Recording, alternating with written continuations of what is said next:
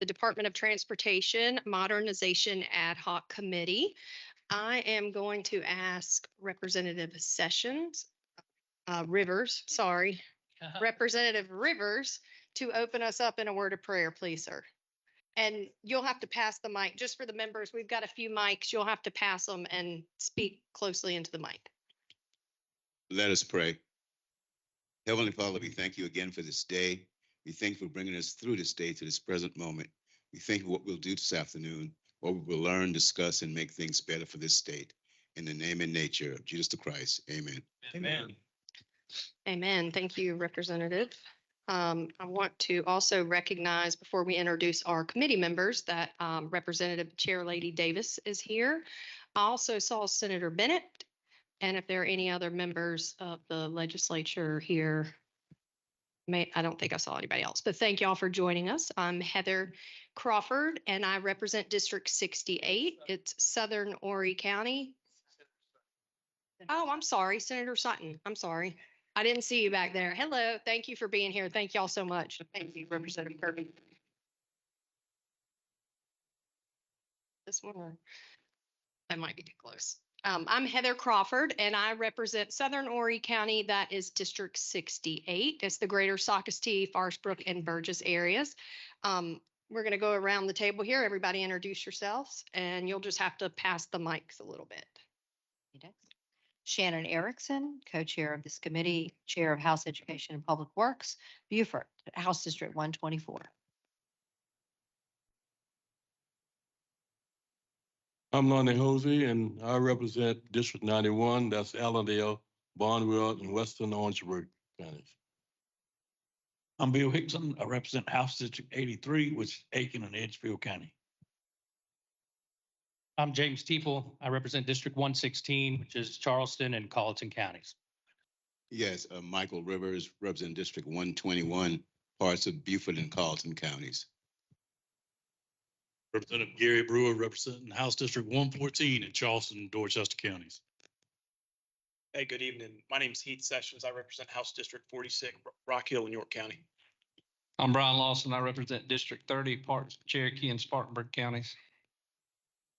Hey guys, I'm Roger Kirby. I live in Lake City, represent House District 101, which is Florence, Williamsburg, and Berkeley County. Welcome, everyone. Happy to have everyone here in Charleston. I'm Leon Stavronakis, District 119 here in Charleston, West Ashley, James Island, Johns Island. Glad to see everyone. Good evening. My name is Ken Brell Garvin, South Carolina House District 77, located in Richland County. It's great to be here. Good evening, everyone. I'm Robbie Robbins. I represent District 97, which is the counties of Colleton and Dorchester. Good evening. I'm Don Chapman. I represent District 8, Western Anderson County. Good evening. Bill Hager, House Seat 122. I'm in Hampton, Colleton, Jasper, and Beaufort counties. Evening, Cody Mitchell, House District 65, Darlington, Kershaw, Chesterfield, and Lancaster counties. Good evening. My name is David Vaughn, District 27, Greenville County, represent Malden and Simpsonville. Hey guys, I'm David Martin, represent District 26. That's the east side of Fort Mill. Good to be here. Thank you. Thank you to everybody for being here this evening. I do want to take a second and recognize to my left here, we have Mills Carlton. He is our budget analyst for our Transportation and Regulatory Subcommittee on the House Ways and Means Committee. And also to my right here, Emma Hall is Counsel for Education and Public Works in the House. And with that, I think we will get started with our agenda. We have an aggressive agenda this evening. Good evening. Thank you. Good evening. Thank you for being here. Our agenda has a lot on it. We'd ask folks to please try to be cognizant of the time that you're speaking. We have some presentations this evening and updates for the members. The first one that we'll ask to come to the podium and the mic is our Secretary of Transportation, Justin Powell. I believe he has an update for us for the committee and the public to hear. Justin, great to see you. Thank you for being here. Thank you, Madam Chair, members of the committee. It is great to see you in my hometown of Charleston. Always great to be here. Great to see a great crowd here. I have really two presentations in one. First one is just to quickly update the committee on some of the major activities that are happening in the Charleston area, and then spend a little bit of time. There's been a lot of interest from committee members individually about a little bit more in depth about how we do metropolitan planning organizations and council of governments, which do a lot of our regional transportation planning within the state. So I have a primer on that. I know that Sarah Smith from the Walkmont Council of Governments is going to do a similar presentation, so we'll try not to overlap each other. I think the takeaway, and again, we've talked about this with the committee a number of times, is that SCDOT is delivering on what we were asked to deliver on in the 2017 roads bill, which was really a maintenance first, fix it first bill that aimed to overcome 30 years of deferred maintenance on our system. But I think as was particularly true in Charleston, but on metropolitan areas all across the state, South Carolina is very different than it was in 2025 than it was in 2017. And so we've seen significant growth across South Carolina, significant congestion, and those issues and challenges really do require us to rethink how we do business going forward. In terms of what we were asked to do back in 2017, which is when the gas tax was increased, DOT focused on 4 key areas of investment. First, we focused on our safety challenge that we have across South Carolina, particularly rural road safety. We have the nation's worst rural road fatality rate, and through the investments of the General Assembly, through the work of our engineering team, we've been able to engineer improvements on nearly 1,200 miles of road across the state. And we're seeing the improvements coming out of that. We've seen a 20% reduction fatal and serious injury crashes. We have focused, our second major area of focus was on our pavements. So we have the 4th largest state highway system in the country. We have 41,000 miles of roads that we have to maintain. We have paved over 9,700 miles of roads, and we're going to be right now in the season where we're letting additional road projects across the state. I think it's important to note that those paving dollars are distributed basically based on the number of lane miles in a county. So it's not based if you have a sales tax or you have other investment coming in. It is purely distributed to every county based on that, and then those dollars are planned and programmed by DOT within those areas. We have a bridge challenge in the state. Now, what I would say is that actually in this part of the state, we actually have some of our best bridges. Our bridge challenge is really focused on the upstate, but we have set a goal of replacing 500 or rehabilitating 550 bridges. We've gotten 431 underway. And then our interstate program, 121 miles worth of work going on right now. If you came in on I-26, you probably saw the widening that's going on around between Jedburgh and Ridgeville. In terms of District 6, so this is our maintenance district that covers here. That is Berkeley, Charleston, Dorchester, Colleton, Jasper, and Beaufort counties. Their responsibility, they have about 4,900 miles of roads, 1,000 bridges. They maintain over almost 72,000 road signs in that district. They mow 75,000 acres every year in terms of that, and 644 miles of ditch cleaning. This area filled about 77,000 potholes in the last year. So active maintenance efforts that go on over here as well. In terms of construction, we have a number of very significant and active construction projects at various stages going on. I wanted to highlight 4 of them that are going on here. Earlier this year, we celebrated the ribbon cutting of the Berlin G. Myers Parkway, a long-sought, long-awaited project in the Dorchester-Somerville area to connect, basically kind of bypass downtown Somerville. That project was completed ahead of schedule, but was also a partnership between the state, the county, and the State Infrastructure Bank. As I mentioned, I-26 widening is underway right now and is on track to be completed middle of next year. That's approximately a $200 million project, includes a new exit 187, new bridges, as well as widening the interstate from 4 lanes to 6 lanes. Safety has been an area, and we've been really focused on reducing pedestrian fatalities where they occur. And so we just broke ground. I see my friend Mayor Burgess here as well, broke ground on Ashley Phosphate Road.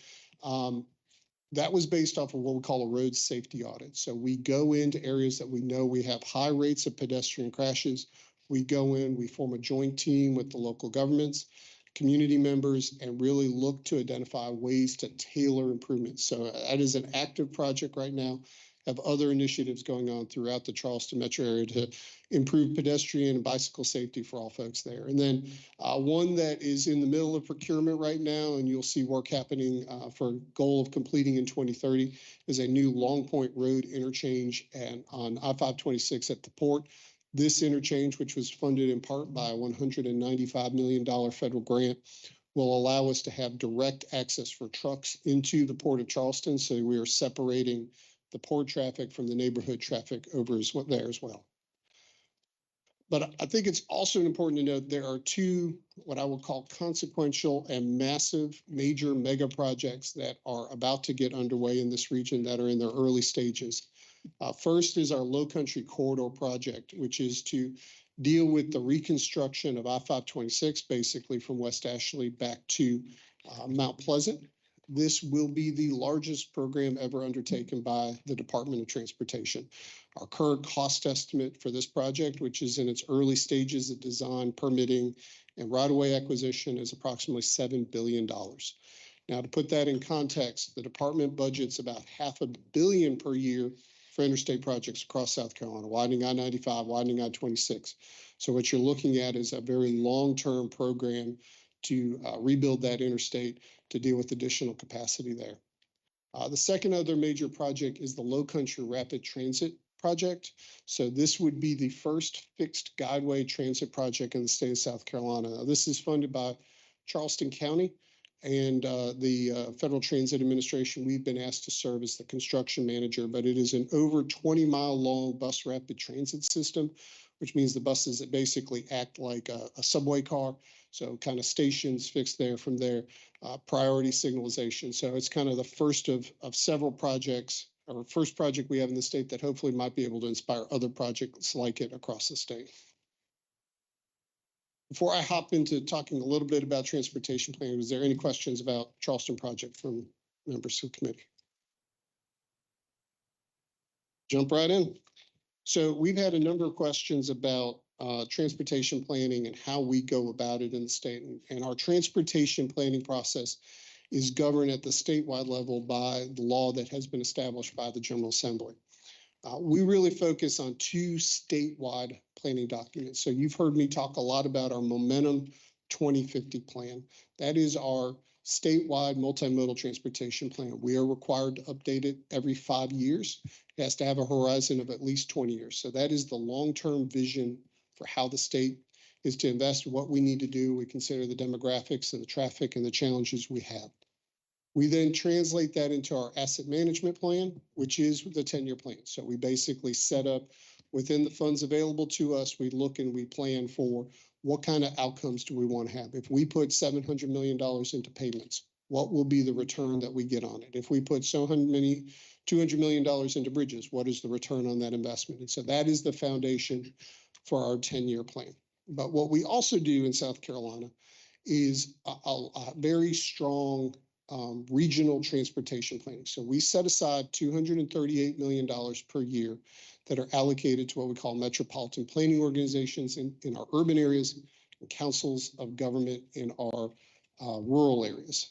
And that all kind of came out of federal mandates to a certain extent. So starting in the 1960s and 70s, I won't go through the full history here, the federal government started mandating that we start doing urban transportation planning. So accounting for the needs of regions. In this area, it's the Charleston Area Transportation Study that does the regional planning for this area. If you live in Greenville, it's the Greenville-Pickens Area Transportation Study. If you live in the Charlotte suburbs, it's Rock Hill, Fort Mill Area Transportation Study. One wrinkle that is unique to South Carolina is that we delegated in 1997 to our councils of government to begin doing rural transportation planning.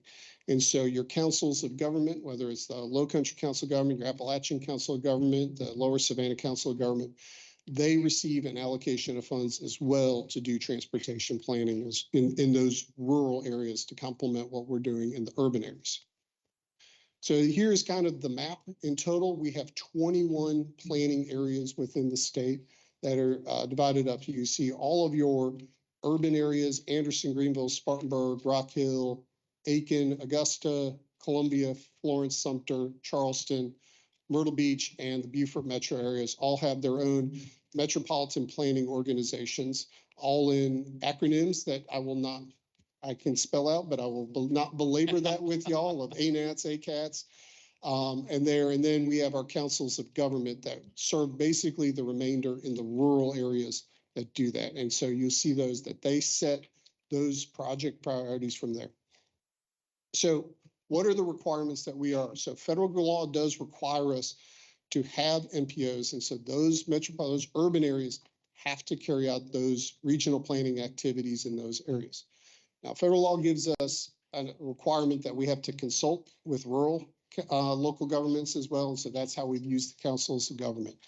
And so while we are required to give money to certain areas, we have actually, as a state, chosen to allocate funds to all planning district areas to do that. So our regional mobility program has been in effect since the 1990s. It started with $114 million allocated statewide. Thanks to the federal infrastructure bill, we were actually able to increase the funding to that program to $238 million over the past several years.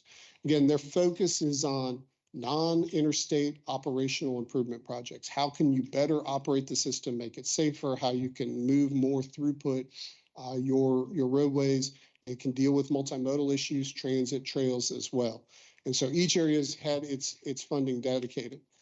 These very busy pie charts that I have here basically shows how we split up that $238 million per region by each district. So you're splitting it up 21 different ways. Those funds every region gets a minimum of at least $5 million. So here actually for the non-urban areas of the Berkeley, Charleston, Dorchester areas, they get that minimum $5 million allocation. And then the funds are distributed basically by population. It's the number of people in each one of those areas. So you can see the urban areas, Charleston, Columbia, Greenville, get about $30 million per year for transportation planning. And then our smaller areas get an allocation from there. So one of the things that we have been talking about with our commission, and I anticipate that they will be adopting new goals in the coming year, is really how do we get more bang for our buck out of this program. We have a tremendous number of needs across South Carolina in terms of the congestion, the demand on our system. How do we get the best spend out of it? And so we are setting up performance measures basically to track how funds are being programmed and spent in a timely manner, working together with the MPOs and council of governments. And then one of the areas that we're looking to do is basically to work to assign projects within 4 programmatic areas. Safety, how are we improving our safety outcomes in terms of reducing fatalities and serious injuries? How do we improve accessibility so that people can access multiple modes? So whether or not we're adding a sidewalk to a project, or if we're being able to allow a bus to pull off and have basically a stop within there. Reliability and congestion, an area I think of a lot of focus for us. How do we move things through? And we're increasingly trying to encourage projects that are not just a widening, retiming signals, doing intersection improvements that we can have a meaningful impact and moving things through, because a widening project can be a very expensive, very time-consuming project to get into place. And then looking at economic vitality, not only for our rural communities, make sure that they can have access, but also for our urban areas where congestion threatens their own economic growth from there. With that, Madam Chairs, I have to take any questions, but as we go forward.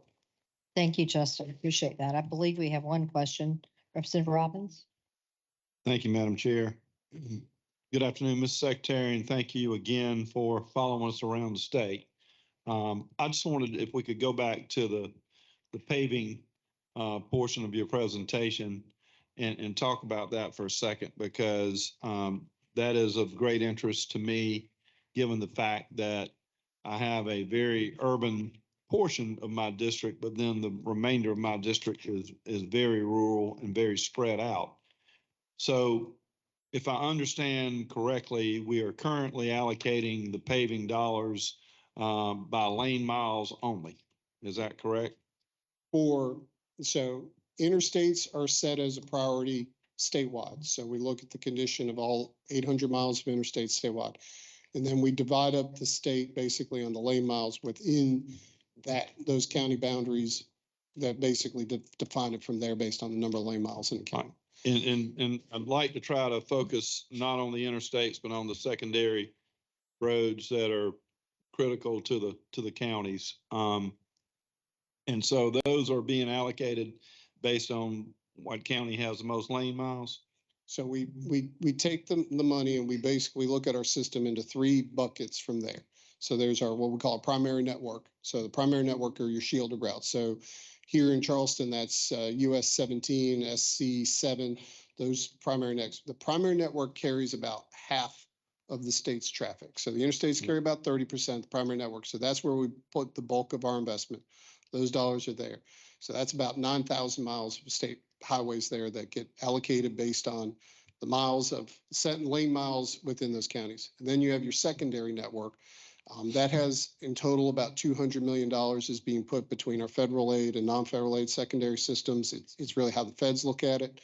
But that is over almost 30,000 miles of roadway that gets split up from there based on the lane miles in there. But we do a prioritization process. So that's a requirement by law that we have to do. And we consider the pavement condition, we consider traffic, we consider truck traffic that feed into how we come up with the ranking of the roads on those lists. And I know that we looked at the formula back in 2018 when I was chair of the commission. Has it been examined since then at all? The formula has not changed since that period in time. Okay. And has anybody looked at, and maybe you do this as part of your paving condition analysis, but is there a 46 county countywide analysis of the bad roads in each county to see, is there a ranking of the worst roads, for instance, in Dorchester County that y'all look at? Is somebody doing that or not? Yeah, so what we do is we have pavement vans that basically drive around the state, basically that do laser measurement. They get basically around the entire state every 2 to 3 years. So basically they go through, they look at the condition of it, and it will rank each one of the roads based on good, fair, or poor. So in our current ranking procedure right now, you're in poor. Now, certain systems, you have a lot of poor roads. And so then you have to go through the criterion. Is it how many trucks are on the road? How many cars are on that road? And so what I would say is if 2 poor roads are on a list together and they're equally poor, the one that has more traffic on it is the more likely one that will get funded for resurfacing. Okay. And when you say truck traffic, in Dorchester County in particular, and other areas in this region of the state, we have a combination of trash trucks, port trucks, and dirt trucks, if you will, and they are taking their toll on our secondary roads. And so that is being taken into account when the dollars are being allocated? Yes, sir. So what we look at is the volume of traffic on it, and we look at the volume of trucks. We look at the volume of cars on it. We'll weight it if it's on a truck route network, one of our state freight networks, that will actually get a little bonus point in the classification from it there. But then when we do the pavement design, what comes back on top from there, we will consider the volume of traffic and what kind of traffic is on it when we design what road, when we do the rehabilitation of the road. Okay. And y'all are certainly open to a discussion about how to best address the allocation of then the 46 counties and not give everybody the same formula amount to each county, but base it on who needs it the most. Well, I think one of the challenges that you'll have, and I'll just say it to you, Representative Robbins, is that if you were to do a statewide ranking, there will be counties in the state that would not get paving. That would not what? And this occurred in years past when if we did a statewide ranking, if we were to rank every road in the state in the same bucket without allocating it by the county, a road in an Abbeville or a Hampton would never rank against a road in a Greenville or a Spartanburg. Okay. All right. Thank you. It's very helpful. Robin, since you've used up everybody else's time on questions, you're going to have to talk to Mr. Brewer and Mr. Kirby about why they don't get to ask any. I'm using that only as an example. It's my fault. I should have said, and I didn't, gentlemen. I'm saying it now. This is a listening tour. This is a hearing. And I'm going to allow the next two questions. And then I'm going to remind you that we're supposed to be using our 2 ears more than our 1 mouth. Mr. Brewer, Boy, it's so good to be asking one question real quick. good job, Mr. Brewer. 1. Secretary Powell, we're in an area that has a sales tax program. Berkeley, Charleston, and Dorchester counties all have very successful sales tax programs and have done a great job, mainly spending close to 80% of their money on state roads. Act 114 comes in with a ranking system where we have to rank. It requires you to rank. It just doesn't require you how to rank, correct? So it gives us the criterion by which we rank, but they're going to be on a paving project would have a different set of criterion than a bridge project. Along those lines, what I'm asking is, as we look forward and as we look to modernize what we're trying to do with the DOT, will you be providing us with any information or anything that we can help? Because right now, it seems like the areas that has the sales tax referendums get penalized because they're taking care of state roads with their local money, and then the state money's moving on to other areas. So I would disagree with that statement to a certain extent, and I'll just share with you when it comes to a paving project. So what I would argue is a paving project, the amount of money that is allocated for that paving in that county stays within that county. So what happens is we just move down to the next project on the list. So it doesn't mean, I'll pick on the last county I worked for, Horry County paved 50 miles of state roads, doesn't mean that that money goes to Marion County. So that is a misconception out there, but the amount of money, if a sales taxes program is used on a paving project, it just moves down, just allows us to move to the next one down on the list so that at the end of the day, more roads get paved. It's the same way the CTC committee, if they take a project on our list, then we'll move to the next one down the list. Okay, but it's different with projects, right? Projects could move it to other areas. So I guess what I would say is on a regional planning project, again, that's within the boundaries of that area, but from a paving, from a bridge, that those type of projects stay within that boundary from there. Mr. Brewer, you good? That was technically 2 questions. Just keeping you honest. That's Madam Chair, thank you. Secretary okay. Powell, just going back, I know we've had a lot of conversations about 114. 114 for a lot of us who represent rural areas seems to be a bit of an albatross. But fully understanding that the ranking systems have to be, utilized. What I would just ask is if your department could bring recommendations to the committee to give us some avenues to enhance the rural roads that, as you said, wouldn't even make the list if we were using statewide rankings without consideration of counties, so that we can then do our work. Because it's obvious that what we're doing now is not going to be adequate for many of our rural areas that don't have the benefit of a lot of traffic. They may have a lot of log trucks going up and down them, but they don't have the benefit of a lot of cars. So I just ask that, I know you and I've had several discussions about this, but it really is important. And if we need to revisit 114, however, whatever y'all's recommendation is, certainly would be anxious to hear that. Yeah, no, Act 114 was enacted in 2007. So it was a big try to move towards analytical rather than political project selection. There was a lot of interpretation in the last kind of big debate about projects here. There was when DOT went through the Legislative Audit Council, there was a big push for one giant statewide list. And I would say that that's a bad idea because it's hard to compare a paving project with an interstate project with that. And I think what we tried to do is to maintain the spirit of Act 114, but also making sure that we kind of accommodate both the local circumstances as well as the kind of unique things. Obviously, the traffic volumes to compare Lake City to Spartanburg is not going to be a fair comparison. Thank you, sir. I really appreciate your. Thank you, Mr. Kirby. Good question. I appreciate that one. Mr. Sessions, last question. Thanks for being here. Real quickly, I'm hearing a lot about these funding formulas. First, whose responsibility is it to set the funding formulas? And if it's your department, how often do you revisit those? And then is there opportunity to tweak those from year to year or, just every so often?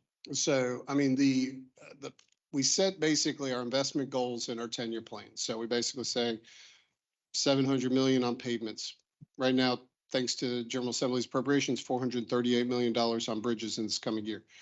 The MPO and COG funding, that $238 million, we did a reallocation of that basically off of the last census. So we had to redo the boundaries based on urban growth. So in your area, because of the growth of Indian land in Lancaster County, we had to incorporate them in there. So we did that formula off of it. We've looked at it, what about incorporating traffic volumes into with the population?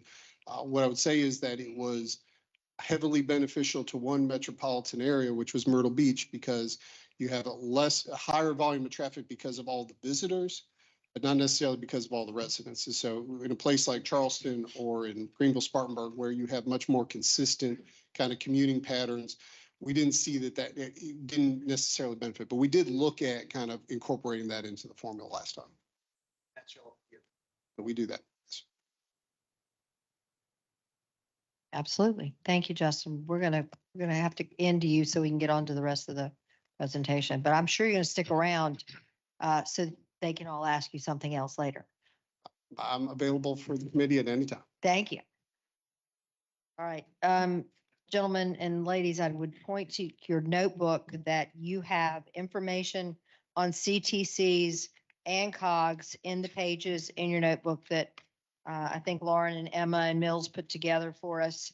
And you're going to be getting testimony on that soon. And some of the information may be in the tab sections. So I'll call your attention to that in your folder. Also did not start with this, but anyone who'd like to send a comment into the committee, the email address for that is schouseepw@schhouse.gov. We still take comments. If you don't want to speak here, you can do so by sending us an email, schouseepw, short for Education Public Works, @schhouse.gov. Next up, Municipal Association of South Carolina, Todd Glover, and I think sitting right there watching everything is also Erica Wright. And let me just say how nice it's been, Erica. Thank you for all your time.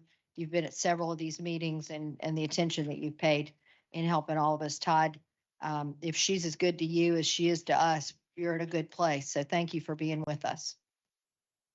Madam Chairwoman, I was at a meeting earlier tonight and I said I'm the executive director, but I work for Erica. So I do understand that and appreciate those kind words. Madam Chairs, members of the committee, thank you for the opportunity to be here.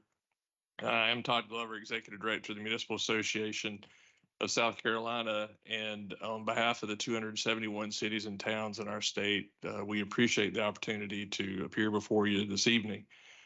As I thought about what I was going to say tonight, I kept thinking about the old adage, how do you eat an elephant? One bite at a time. And as I was watching the Secretary's presentation prior to my remarks, that continues to ring home to me. I do think, however, that our local governments, our cities and towns are in a position to voluntarily accept roads from the DOT system. And I think voluntary is the key part because of our 271 cities and towns in South Carolina, over 70% of them have 3,000 in population or fewer. So there's not many of our cities that have the capacity to accept them, but we do have those who are willing to and are capable of taking those roads. And when I say voluntary, I also realize that cherry picking roads from the system may not be beneficial or efficient to SCDOT as well. And that if we may have to sit down and have conversations with DOT about particular areas. In other words, we can't just take a road because we also know that SCDOT is responsible for maintenance in the area. So when we say voluntary, I do not mean cherry picking. One of the things that you mentioned, Madam Chair, about CTCs, and that is something first and foremost on our list that we really think needs to have a comprehensive review. We don't believe that statewide municipalities are represented equally on CTCs. And in fact, 4 of our counties, the CTC is the county council. So we would ask that you look at the CTCs and the makeup and how they spend that 3.99 cents of the gas tax. We have engaged our membership. We've had 6 regional meetings. We've had 2 virtual meetings in preparation for tonight. I am sad to report that I do not have answers how we could consume that elephant in one sitting. I'm also sad to say that we didn't come up with any ways to solve this issue without additional funding. We were asked to bring ideas to the table, and we have a few that we can bring tonight. Lest anyone say that the Municipal Association is advocating for raising taxes in our state. We are bringing some ideas forth that we believe could help and assist our locals in taking some of the, I believe it's over 41,000 road miles that SCDOT is responsible for. Ironically, in North Carolina, it's referred to as the Powell Bill. It's a 1 cent statewide sales tax that is levied statewide, and it is just for local governments to maintain roads from the statewide system. In addition to that, some of the ideas that were brought forward by our members were a municipal penny, which would allow taxpayers in their cities to determine the level of maintenance that they would like to see on their roads. But we also talked about the transportation fees, but also perhaps even millage for local areas that our local governments could issue a millage that was outside of the 388 cap.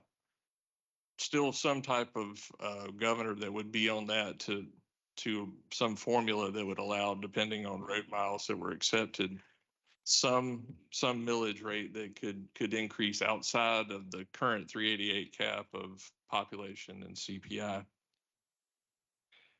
I'm going to be brief because I know we have a number of people who would like to speak, but I would like to say that Secretary Powell, Justin, as I refer to him, because we came up in city management together some time ago. We both have the local government city manager haircut.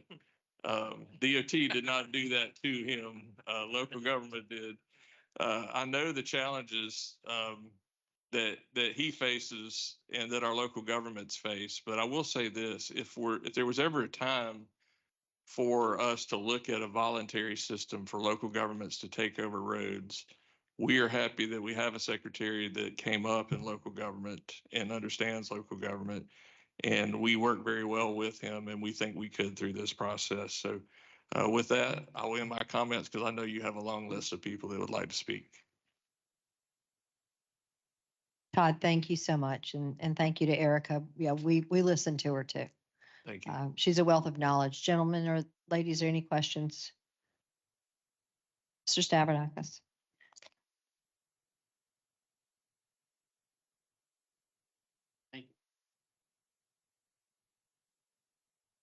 Yeah.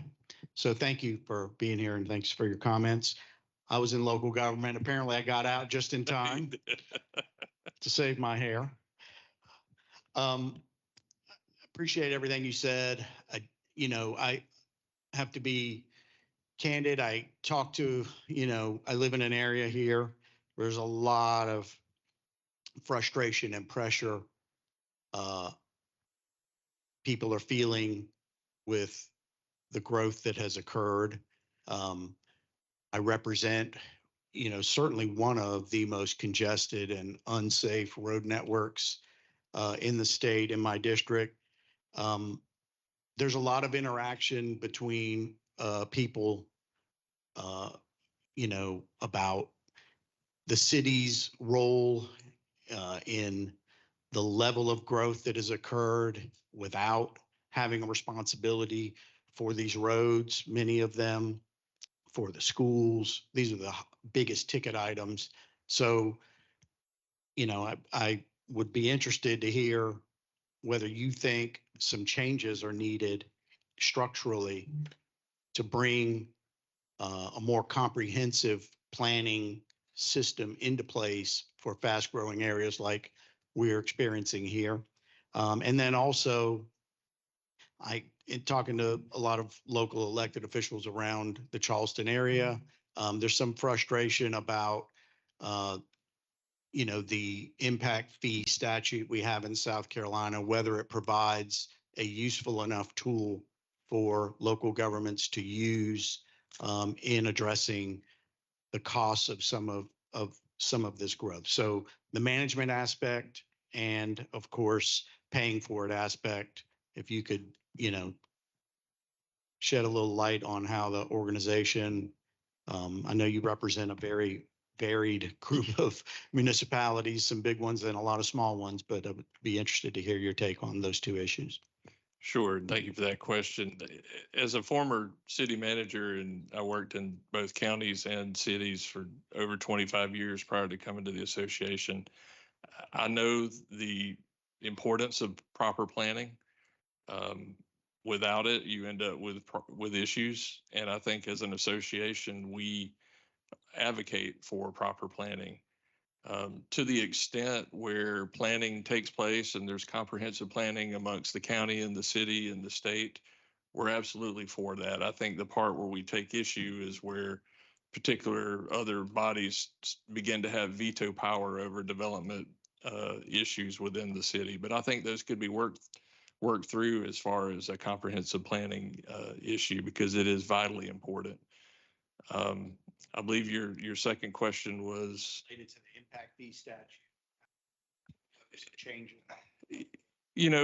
I think the key is just flexibility. As I mentioned earlier, some of the ideas that we threw out for funding, if we're going to take the roads, there's going to have to be some mechanism to help us pay for it, whether it's a change to the impact fees, whether it's more flexibility in tax or accommodations tax or hospitality taxes, whether it's flexibility in our millage, our municipal sales tax that allows locals to directly weigh in on transportation projects.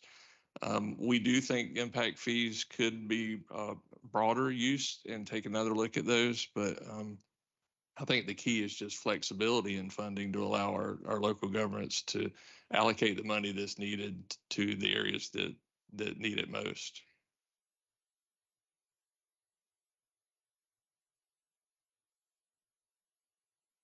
Thank you so much. you. I appreciate your time.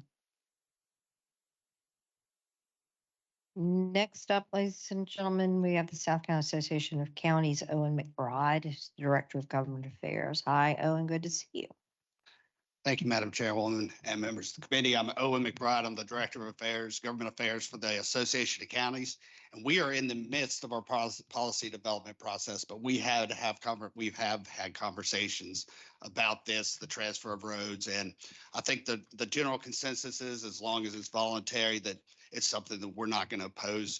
I will say, as far as the carrots that have been presented, especially from Mr. Glover, some of those are, I think, good ideas.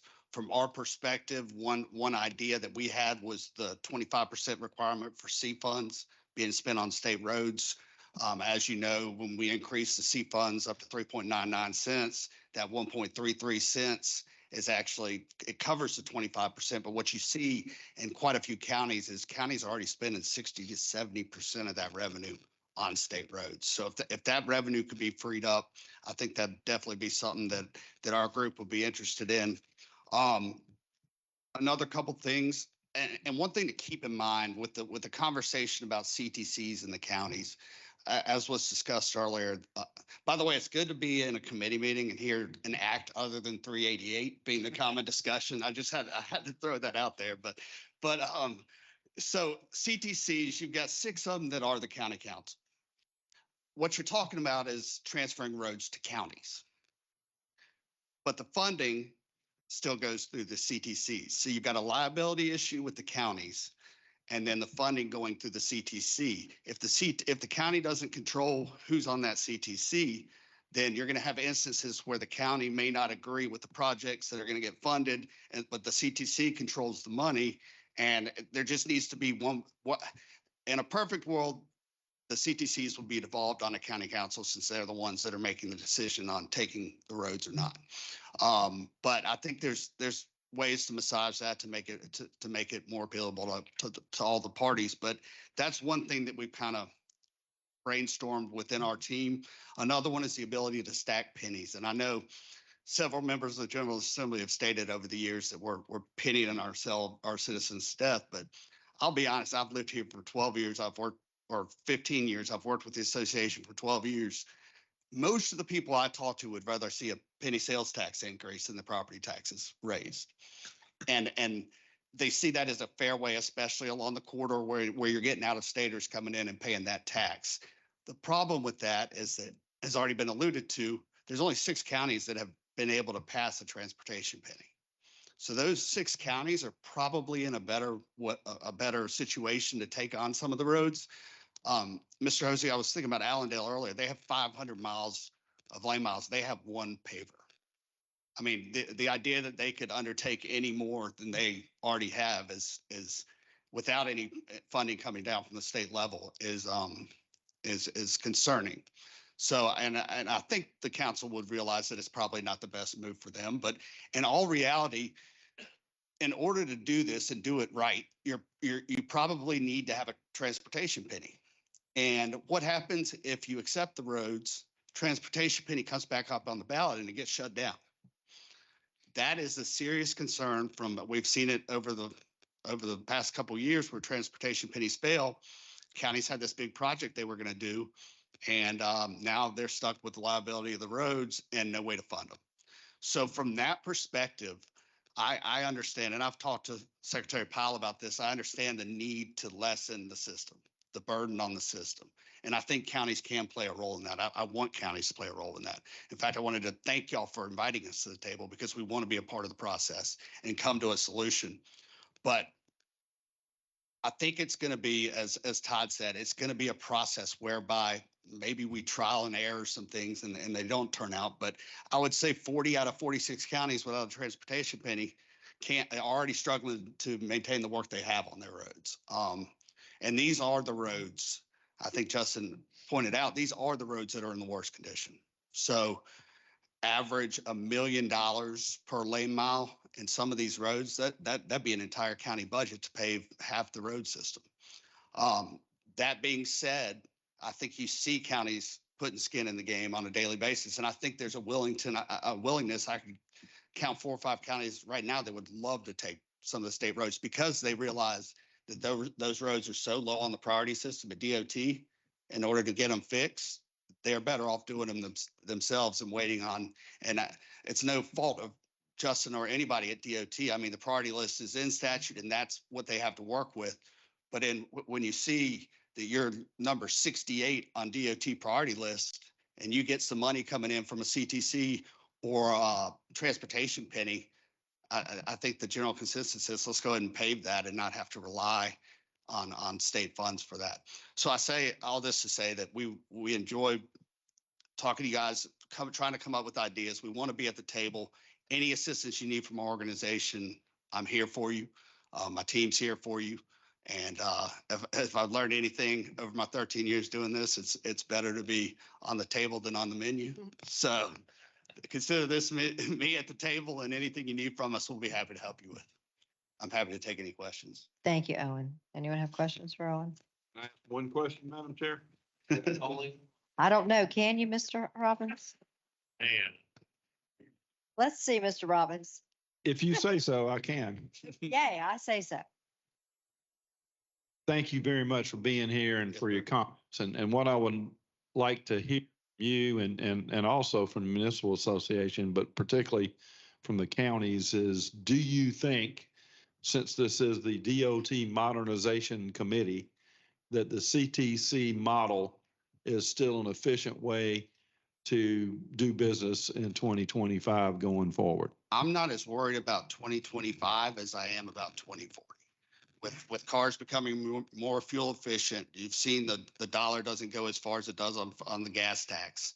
I think DOT would even say they're collecting less revenues on the gas tax. So if you're relying on that for the majority of your transportation funding in your county, I think you're going to have issues in the next 10 to 15 years, just because the value of that dollar is going down as cars become more fuel efficient. Electric vehicles are putting more, they're damaging the roads more. They're I forgot the stat, but they're projecting by 2040 that like 50% of cars or 60% will be a fully electric, and those batteries, we got to learn how to dispose of them. That's another issue, but I think we have not seen the wear and tear, especially once they get into some semi trucks and putting those solar batteries and those electric batteries in those semi trucks that I don't think we've seen the magnitude of damage that those can do on the state highway system and other roads in our state.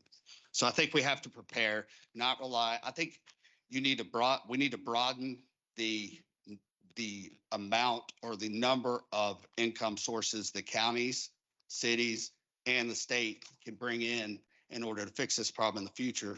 Because as we saw, we've seen time and time again, 20 years of deferred maintenance, we're trying to play catch up in 5 or 10 years, and it's just put us behind the 8 ball. Thank you, Owen. Absolutely. Any other questions? All right. Thank y'all very much. Thank you for being here. Appreciate you. So next up, we have Sarah.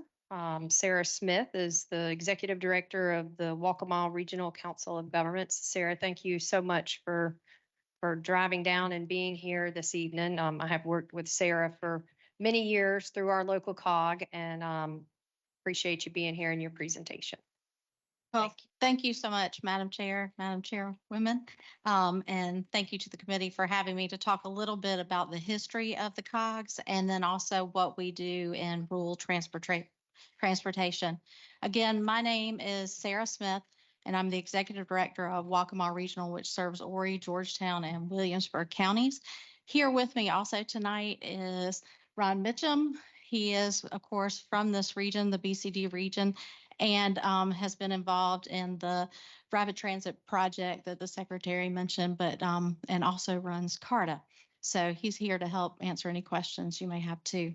I have quite a lengthy presentation because I'm going to give you a little bit of history on the COG and talk about rural transportation. I'm going to go through them as quickly as I can to be respectful of your time, but if you have any questions, I'll be happy to answer them. So the COGS were started with state legislation in 1967, and mainly that was to take advantage of an opportunity that the U.S. Department of Commerce had for Economic Development Administration funds. So in 1967, the 10 regional councils were formed, which cover all 46 of our counties, and the state code is listed there for you. So EDA at that time and still today assist with job creation. So it's projects I'm sure you've all had in your districts where water, sewer, roadways, rail, gas provided so an industry can locate and create jobs in your community, or you can keep an industry open. Some that are in threat of closure can benefit from EDA funds. EDA funding also has been used at a lot of our technical colleges.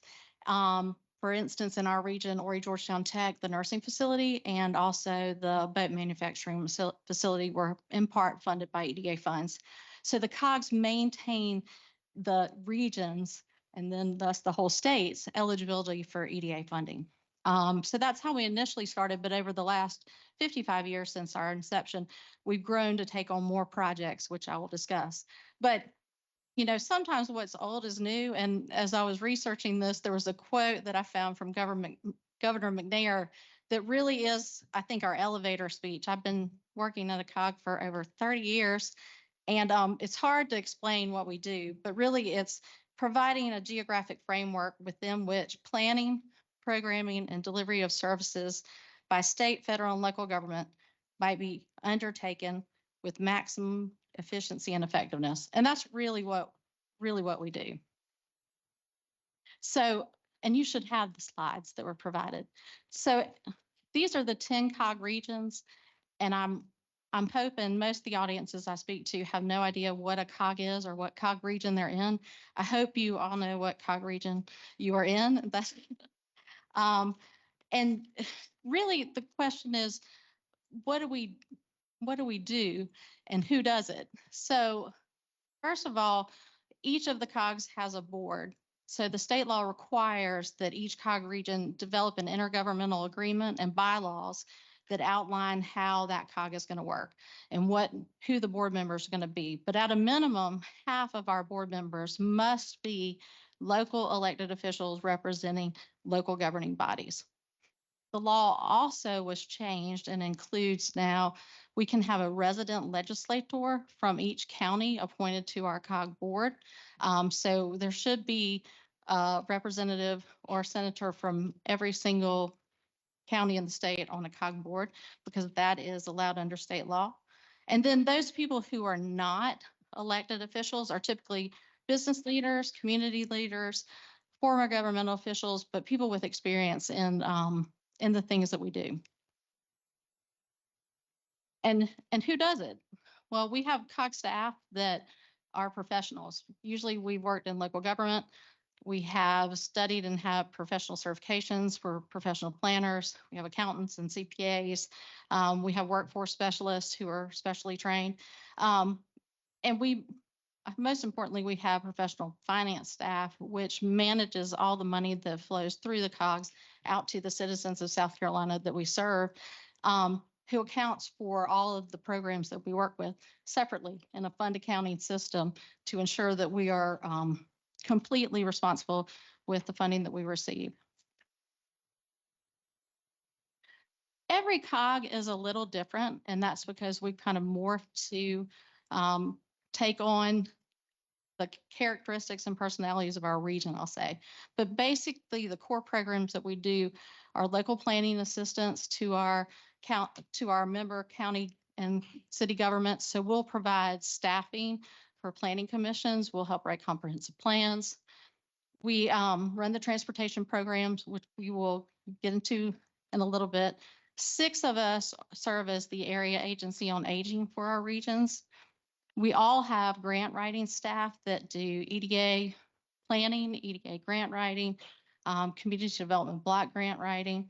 And then we all run workforce development programs and work with the South Carolina Department of Education and Workforce. Some of the other things we do, as you can see, those things I just discussed were in those main 2 categories, serving our local governments and then providing programs that have to be delivered on a regional basis. And some of that is also helping the state with special projects. So we have, for instance, when money came through for broadband expansion, we worked with the Office of Broadband with the state survey that was done, ensuring we could do public engagement to make sure that the citizens were consulted as related to where broadband was needed. And so the last thing we do is more region-specific programming. So there are some COGs who specialize in areas. We have a COG that does brownfield lending. We have pretty much all of us have revolving loan funds, but ours is managed by Catawba Regional Council of Government because they have bankers on their staff. Some of us have housing programs. A lot of us have GIS staff that does mapping. Some of us serve as the MPOs. And we even have a COG that does transit activities and tourism management. So the COGs are funded mainly with federal funding, but I want you to be aware that each COG sets up their own dues structure, and it's usually based on per capita rate. And those dollars we use to match the federal programs and the state programs that we run. State funding, that's every year you approve in the state budget an appropriation, and it's under the local government line item, an annual appropriation, which last year was 1.5 million. Half of that is distributed evenly, divided by 10. The other half is based on population. And just for reference only, You see the range, 110,000 to 279,000. Those are the amounts the most and the least, but Waccamaw cog gets approximately 145,000. And so I would say call Waccamaw your average cog. We're kind of not the biggest, not the smallest, right there. I think we're number 4 in population. And I borrowed from the secretary, thank you, and use some of his slides, just so you can have all the information in one place. But again, so the 10 regional councils, each and every one of us is a rural transportation region that helps work with SCDOT to provide rural transportation planning. Of course, he said there were 11 MPOs, but I wanted you to know that 4 of the MPOs are actually housed in the COG. So we staff 4 of those MPOs. And if you'll turn to the next page, you can see that we'll do the acronyms now, but that's Charleston area, Columbia area, of course, GSATs, which is Grand Strand, where I work, and then Low Country are the 4 that are housed in the COG. But that doesn't mean that we only, we're the only 4 people working on the metropolitan transportation side. For instance, Appalachian Council of Governments supports the 3 MPOs in the upstate by doing transportation modeling and doing census projections. Mr. Bill Molnar, who's the executive director at the Lower Savannah Council of Governments, is on the board of ARTS. So we all still support both metropolitan and rural transportation planning. Hopefully you can see this. So the secretary mentioned that $238 million of the total DOT budget was spent on COG and MPO programs. And so it's about 69 million, almost 70 million that's spent on the COG rural program, which represents, I just wanted to put that into scale, about 2.5% of the total DOT budget. So we're about half of what that C-Fund budget is. And if you add the COG and MPO programs together, it's 8.6% of the total DOT budget. And so I'd be remiss if I didn't answer and thank DOT that in addition to the 69 million, which is project money, construction fund money, it does not flow through our budget, but we do program those dollars. And again, this is the same slide that you saw earlier. But in addition to that, each COG enters into a contract with DOT for 125,000. 15,000 of that is specifically for transit planning activities, where DOT outlines and says what is expected of the COGs, what we have to do, what planning, what documents we need to produce, what things we need to look at. And some of those activities I've listed for you. It's certainly not an all-inclusive list, but the secretary mentioned the Momentum 2050 plan. We have on the local level a long-range transportation plan, a rural long-range transportation plan that we prepare that's just like that Momentum 2040. It has the same federal requirements that we study, prioritize, and eventually we'll program, not in the plan, but those projects, the regional mobility projects, into the TIP. We also do corridor studies or contract with engineering companies to do corridor and bike and pedestrian facilities. We work on transportation planning. We assist the Office of Public Transit with the Rule 5310 funding. And also some COGs have transit programs, which ours does, and I will address later.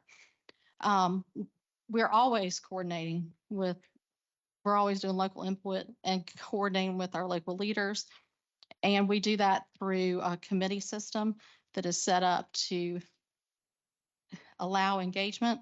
And then I think we serve as a liaison between the community and SCDOT, kind of the boots on the ground that knows what's going on locally. And I came up with a chart so you could see the parallels between the MPO urban transportation program and the rural program, because we operate much in the same way. So we're all required to have that planning study. The long range transportation plan is known as the metropolitan transportation plan. Of course, there's the statewide plan. And we use planning tools and census and GIS, and then we rank projects per Act 114 and come up with those projects that need to be addressed. And we work with we call it a study team on our MPO side and a rule technical committee. So that's your county engineers who work on transportation issues. It's your county administrators who are familiar with the roadway conditions, public works directors. So we're working with people in every town in our region to ensure that we're getting local input from our advisory bodies. Those advisory bodies then make recommendations to the governing body. And it's a little strange. So our COG board serves as the governing body, and all of the COG boards do serve as the governing body for the rural transportation planning areas. But in our case, on the urbanized side, because our rural area does not match or include Williamsburg County, we have what's called a GSATS policy committee that governs those decisions. And that's made up of state representatives, SCDOT representatives, local elected officials. And so they are the ones who vote and recommend these plans and these projects to be funded and carried out by DOT. And of course, once that happens, they are put on our local tips, which then make it into the state tip. So what is our value? Why are we here? What do we add? And I've got a list of examples, but I want to just talk about a couple. One is consensus. When we rank projects and we show the rankings to our local folks, whether it's an administrator or a mayor, we can talk about how their project ranks relatively to another project. We have the opportunity to educate and explain that you have a problem, but this problem over here is worse. There's more traffic, just as the secretary mentioned. There's more accidents in this location, and so it creates a vehicle of consensus and education where we can have people understand why projects might be more important in some places other than the mayor's jurisdiction. We also know what's going on on the ground. We provide local knowledge. For example, we conduct and provide planning assistance to the city of Loris. Loris is growing greatly. There was a subdivision application that had 2 houses in their plans located in what we knew was going to be the DOT right-of-way for 701, a project along 701. So we told them, you can't build those houses there. That would cost DOT a lot of money if DOT then had to relocate those residences. So we have that local knowledge of what's happening in the community, and we can kind of coordinate that with our local governments. I would like to give you one example of a project that would be our typical project, and that would be a roundabout, mostly done for safety at Perimeter Road and Old River Road in Florence County. And that's the view of the intersection once it's completed, before and after. But if you look at why you would want a roundabout versus a traditional intersection, it's because it reduces conflict, and crashes that are side crashes are a lot worse off than those that are T-bone crashes. So we focus on projects that increase reliability, of course, but also safety of the network. Emma asked that I talk a little bit about transit, because we do assist with $5310, but some COGs, in response to the needs that are out there, do provide transit services, whether directly or indirectly. Our COG, for example, and there's a handout in your packets, developed a program in response to needs for medical rides. So I think you heard from neighbor to neighbor at your hearing in Horry County, And they talked about they did medical rides and their average ride was 25 miles and they rely on volunteers. Well, that's great. But the other parts of our region, if you are living in a rural area in Williamsburg County and you have to come to Georgetown to come to the doctor, that's an average of 50-mile ride. So we provide mobility management and we work with services like Uber, Lyft, and other transportation providers in order to provide a rural rides program in response to that. So typically those are medical rides for seniors in our area. And then finally, listening to all of the comments that you've had from your other hearings, we did the same, and we asked our members, because the COGS are like a regional network. We meet every month in Columbia in person, and then we'll bring in people from South Carolina South Carolina Department on Aging to update us and make sure that we're doing our jobs correctly. So when we meet and we communicate quite often, I ask for input on ideas for opportunities for modernization. And they echo, I think, a lot of what you've heard. And I'll highlight, their additional funding, the need for additional funding is important. The need to address projects in areas that are experiencing growth, those projects of regional significance that might be bigger than what's allocated in the COG and MPO region, but not a huge interstate projects, kind of those medium-sized projects. We've tried to clarify with the rural SIB how to get funding for our rural county, which is Georgetown's rural county, but it's in the MPO. And we have, so those kind of projects that fall in the in-between, we would really like to see that study to see how those can be best addressed. And I would say the other is coordinating with the SCDOT Safety Office. They're doing projects. We also are looking at safety and figuring out how we can work together. Coordinating with like PED planning at the state level. So when we're planning projects, we can incorporate those because it's a lot cheaper and easier to put in pedestrian and bike facilities when you're doing that project instead of coming back later. And then also same with pavement. There's some projects that we have along our corridors which are corridor improvements, closing medians, closing suicide lanes, and looking at how we can partner on timing with SCDOT's repavement office. So handouts that I have for you, of course, information on our Rural Rides program. And then I've also included our COG impact report, which gives you a brief breakdown on all the services that the 10 COGs collectively provided to the citizens of South Carolina. Thank you. Members, that information is also in your folder, all of the information from Sarah. Are there any questions? Representative Hickson. Thank you for being with us today. I've learned a lot about COGS over the last few months. And I met with Bill Molnar with the Lower Savannah Council of Governments. And I also represent Edgefield County, which is the Upper Savannah Council of Governments. Who's the bottom line? Who do y'all report to as far as in the state? So the way that the legislation is crafted is that the division of the counties, each of the makeup of each COG district with the counties, for instance, ours is 3 counties, have to decide in an intergovernmental agreement how each will be governed. So each of us answer to our board of directors, which is determined or was determined years ago in that intergovernmental agreement between and approved by the governor between our 3 counties. So the county intergovernmental agreement specifies how those board members will be appointed.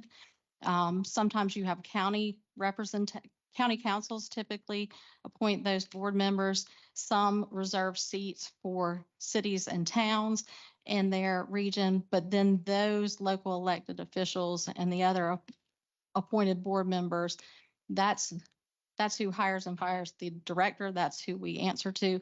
And then individually, on all of our programming, for instance, South Carolina Department of Employment and Workforce, we're also as well as being a COG, having the COG designation. We have a designation from the governor that makes us a workforce development area. So that workforce development area, we receive funds and run programming to do training for people who want to re-enter the workforce. And also we provide functional supervision of all the unemployment offices in the state, but the SCDO monitors us annually. We have to provide them an audit annually. So DOT works with us and requires reports. So we answer to each of the state agencies that we work with, as well as to our board of directors. So there's really not a bottom line. There's not one agency that you really answer to. But that's okay.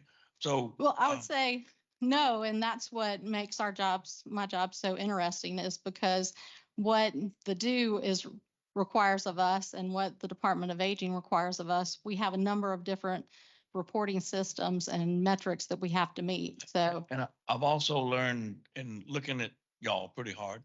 I think Bill Molnar said he had 39 board members. I don't see how 39 people can make a decision. Because we have problems in Columbia with just 18 on the board. So I don't see how 39 people that he had. And I told him that. Yeah, I will say, yes, sir. Right. So And how many is on your board? we have 22 board members, and with our 3 resident legislators, we have 25 total. But I would say yes, and I think what the COGS do is we work in consensus building. So our skill is we try to get the city and the county to get along. Sometimes we're successful, sometimes we're not. We have to know all the players. We have to build consensus. Our job is to make people see how everybody can win. So yeah, we might have 39 board members on a certain board, but that's what we're there to do, is make sure that all of our local leaders get buy-in. So, matter of save time. So you had in your presentation increased staffing in DOT engineering. Can you give me an example of some problems that you've had in your COG that we can talk about in public since DOT is sitting here? Absolutely. And I don't think, we work wonderfully with SCDOT. We're very pleased with, we work most closely with the planning office and the engineering office at DOT. But I would say that the temptation for an engineer out of college to go work in the private sector and make more money versus going to work at the state government is, I think DOT has a hard time keeping and staffing its engineering department and having enough staff members to deal with the volume of work that has come on board, especially since 2017. So some projects that we have on our tip that have been programmed in past years, and we have some dating back into the early 2017, 15, 17, still haven't been delivered yet. So things that might sit on the tip and then we'll study it again in 5 years. So I think it's a capacity problem. I wouldn't say it's a problem with DOT's performance, but they need the manpower in order to do all the projects that are out there. Okay. That help? Want to say any more? I think that covers it. I mean, They're sitting behind you, and now's your chance. So. No, I mean, I know when I call DOT engineering office and ask a question, I get great service. They always answer my question and they let me know where that project is. But I know that I'm one of probably 500 people calling them in the day to manage our regions, and the rest of the state's needs. So the more capacity they have and the more people they have, and the more that they are able to keep that staff, because every time I know at one point there was a mass exodus from DOT with engineers who retired because they could go into the private sector and wouldn't have to wait a year. That was a big loss, and it's kind of slowed things down.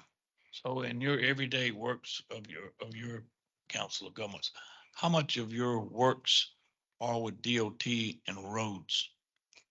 So that's I said we were the typical COG, right? The average COG. But I would say I spend a whole lot more time dealing with transportation. I would say it's about 60% of my job these days. But that's because we had a recent retirement in that program. Our MPO director retired, so I've been much more engaged recently. but I would say about 60% of my time is involved in So both rural and urban. would you like to get rid of that? Or No. dealing with COGS, I mean, the COG dealing with DOT? No, I don't think so at all. Because I think it's a natural marriage of what we do, working with our local leaders, and we're a resource. People call and ask us questions about DOT. I feel like we help DOT do their job, and I hope DOT finds that value in us. But we know where economic development projects are going. We know where industrial parks are going. We're working with our like Myrtle Beach Regional Economic Development. We serve on their board. And so I think it's a natural marriage of we know where projects are going. We know where development is. So I think it's a natural occurrence of what we do. And we're happy to be engaged and be the liaison for our locals. Thank you. You're welcome. Mr. Robbins, you're out of the hot seat, says the chair lady over here. Hickson has taken that with his like 10 questions. Just kidding. He didn't hear me. Good, that's all right.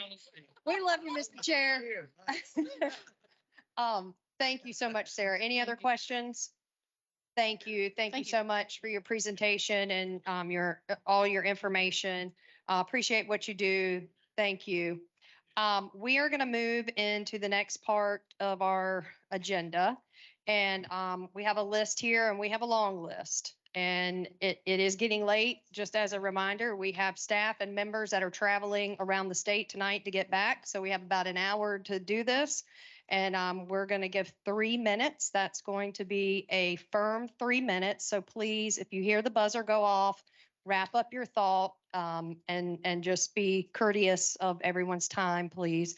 Mills is going to be our timekeeper here, and he is a fierce timekeeper. So also, for anyone that's watching the live stream or anyone here tonight that doesn't get to speak or wants to just submit your comments, I would please ask you to send those written comments and your testimony to scHouseEPW@schouse.gov. Again, that's scHouseEPW@schouse.gov. Again, that's going to be 3 minutes. And again, for our members, this is not a time for debate. This is not a time for questions. This is a time for us to listen and hear from the public. So we will not take questions. We will not debate. If you have a question for a specific presenter, let Emma or Mills know. We have everyone's contact information. Happy to connect you after this. And with that, we will get started. One other little thing. I think Tim Henderson's around here somewhere. Tim, where are you? There he is. If you are signed up to speak and your issue deals with something local in this region, Tim Henderson is your guy with DOT to go see. Not that we don't want to know about it, but it'll be a whole lot faster and easier for you if you take your issue to him. And then we'll have a little bit more room on the other thing. And Tim's really good at fixing things. He's the guy. So he's there. If you've got something that's local or regional, make sure you see Tim and give it to him. Even though we care, we would like to get you fast, not total hearing of that particular problem.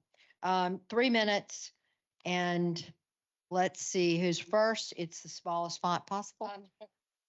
Well, that's because it's a long list. Katie Zimmerman, Charleston Moves. Welcome, Katie. Good to see you.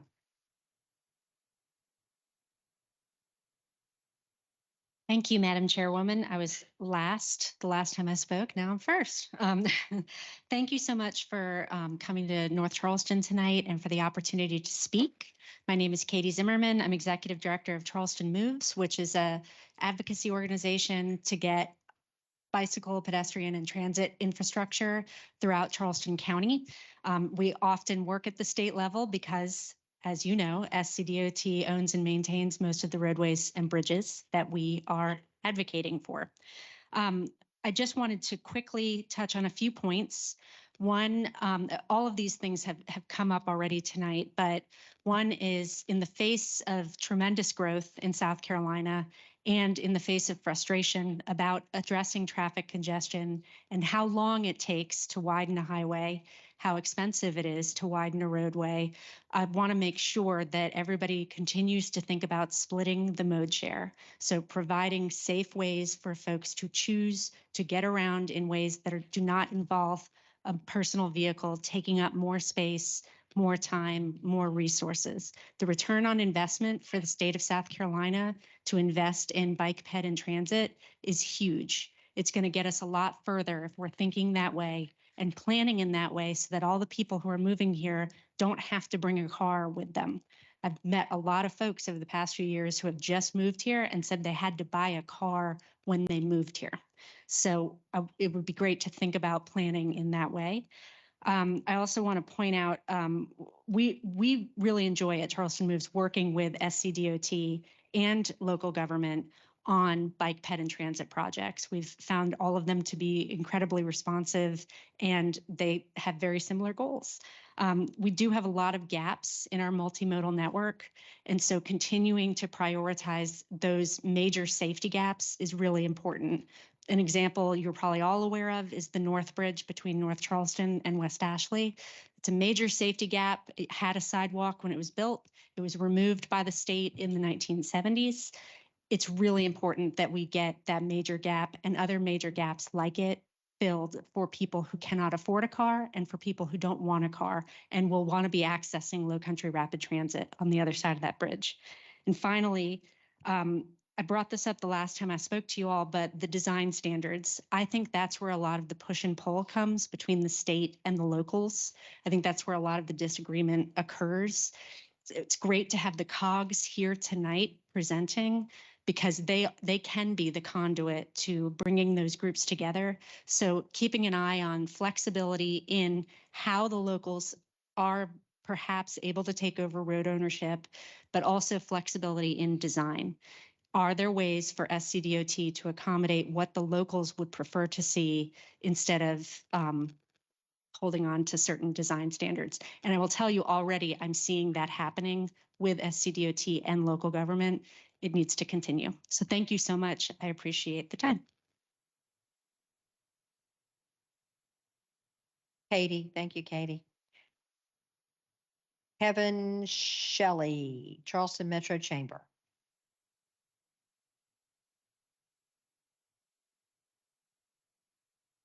Welcome. Thank you, Madam Chairs, members. I appreciate the opportunity. My name is Kevin Shealy, and I've had the privilege for the last 8 months to serve as president and CEO of the Charleston Metro Chamber. If you don't know, it is the oldest chamber in the United States. Next month, we celebrate our 252nd birthday. But I am not new. I am new to Charleston and our state. I'm not new to this industry. I've been doing this work for 30 years in Tennessee, Kentucky, and the last 12 years in Florida. And I share that with you simply to say, I get to bring a different perspective. And so as I represent the 1,600 businesses that are part of the chamber and our work in looking at how do we partner with our local governments and our state governments, being able to know what's happened in other states and how we view that. And as we think about our growth here, I think having been in Florida and being in the fastest growing city in the country the last several years, I understand a little bit about the challenges and the opportunities. And what we would like to do is really encourage, as we think about modernization, 3 primary areas. And the first one is the NEPA assignment. I know firsthand from my work in Florida what that means and how that allows the state to expedite projects. If you think about it, if you have something that Florida, Texas, and California agree on is a good thing, then it's probably a really good thing for South Carolina. We're a huge fan of public-private partnerships, that when we work together, when we partner, that's when things can happen. I don't think government can solve all of our transportation issues by itself. We must partner together. We think legislation that allows smart P3s is a way to really encourage that type of growth and additional investment that we need. You heard Secretary Powell say on the 526 work, $7 billion.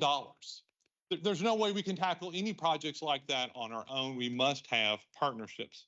And finally, expanded bridge funding. You know how important that is. You don't need me to tell you that, but it's about safety. It's also about ensuring that our communities continue to move forward. I would leave you with this last thought. I've heard it said several times already tonight. It's about investments. These are investments. The Charleston Metro represents 15% of our state, but generates 25% of the state's income tax. The revenue that's generated here fuels the rest of the state. When you make investments in the Charleston Metro, you're making investments to grow revenue for the rest of the state. Thank you for your time and thank you for your partnership. Thank you, Mr. Shealy. Greg Habib, City of Goose Creek.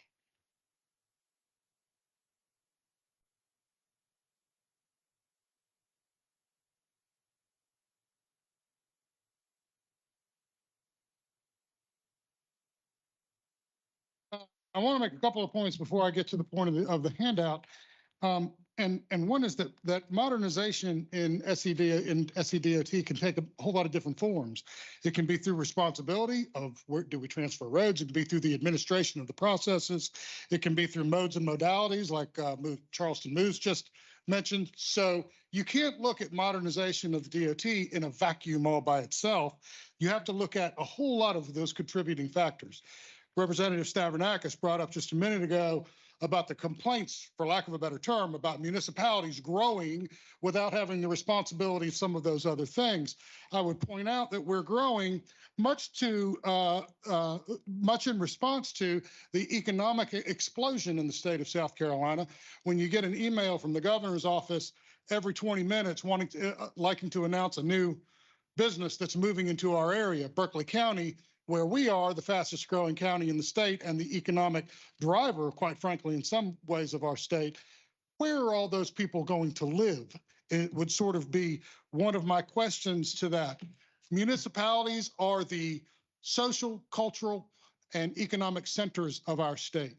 And municipal growth, while it may cause headaches for some, municipal growth is how growth should happen. The alternative is sprawl.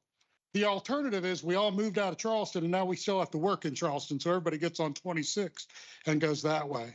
So when I point out you can't look at this modernization in a vacuum, you have to consider all of those factors: where people live, where they're going to live, where they're going to work, how they're going to get there, and where growth is going to occur. So that was in short. What I passed out to you is just a story that I wanted to tell that no one else probably has today. I mentioned how you go about the business of DOT might be modernization. In 2017, we applied for a grant, a safety project to put in a sidewalk from Boulder Bluff Elementary to Stephanie Drive. It was 1,300 feet, just about a quarter of a mile. It was the @1 priority. Mr. Mitchum can attest. It was the #1 priority for the COG to make that happen for the safety of children walking to and from school. It was approved at a $460,000-ish price tag. Everybody said, great, that's wonderful. Goes to the state, comes back from the state and their engineers, because their engineers are smarter than our engineers. It was now a $650,000 price tag. We said, wait a minute. We went back and forth, came up with a $550,000 price tag that we could all agree on. That's 2017 to 2018 and in the spring of 2019. 2 years later, after that approval, we get a phone call from the State Department of Transportation. We think it's to kick off this project. No, it is to tell us that this project is now $1.2 million. 1,300 feet of a sidewalk to keep kids safe on the side of an SCDOT road went from $460,000 to $1.2 million. This was federal money administered by the state, and it's because somebody's engineers were smarter than ours. Why did I give you a picture? Because there's probably 10 or 20 folks up in Upper Berkeley County who have been pouring concrete their entire life who could have eyeballed that sidewalk and saved us $1 million. Why did that sidewalk cost $1.2 million? These are taxpayer dollars. They're either your taxpayer dollars or my taxpayer dollars or anybody else's taxpayer dollars. And it's because of that process that it took over 3 years and took a sidewalk that should have been $100,000 and turned it into $1.2 million. Could I be wrong? Absolutely. Do I think I am? The people who know me tell you I don't think I'm wrong. One last thing, and Madam Chairman, I've tried to be very quick, and I want to be so respectful of your time, and thank you very much for being here. But to Mr. Glover's point, the executive director of the association, there are 271 cities and towns in South Carolina. most are under 3,000. The city of Goose Creek, I don't know if you said, I happen to be the mayor of the city of Goose Creek. We are over 51,000 people. We are not equipped to take roads. As are most cities that don't have them now, not equipped to take them now. Thank you so much for your time. I appreciate it. Thank you, Mayor. We appreciate your time. Amy Chico, HLA Inc. Thank you. Jim Hemphill, East Coast Greenway Alliance.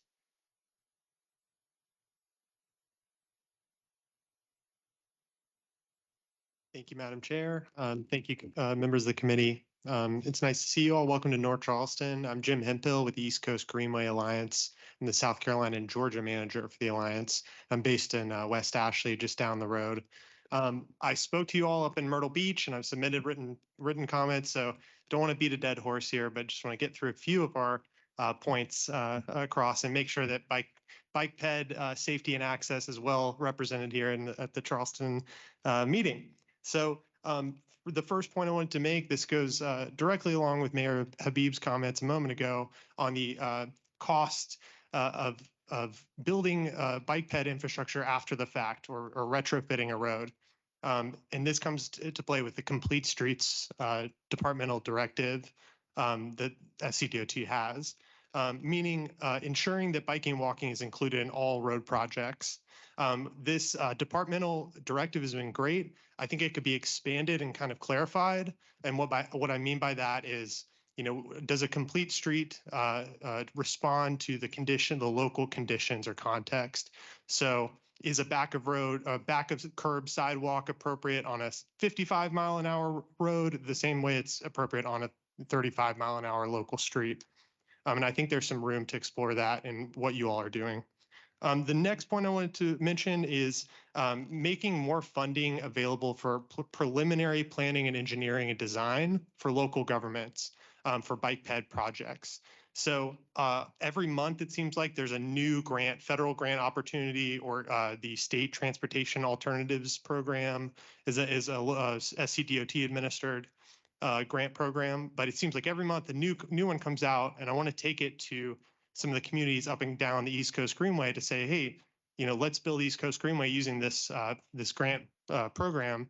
And every time it seems that local, especially the smaller communities, don't have that upfront planning work done to have a shovel-ready project.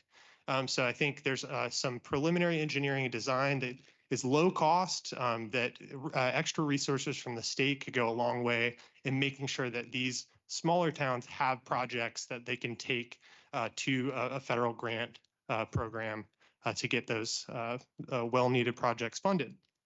The last thing I wanted to mention is just, I think we're all looking at ways that we can maximize safety and access for biking and walking without coming up with additional funding. Well, a great way to do that is to flex federal funding to biking and walking.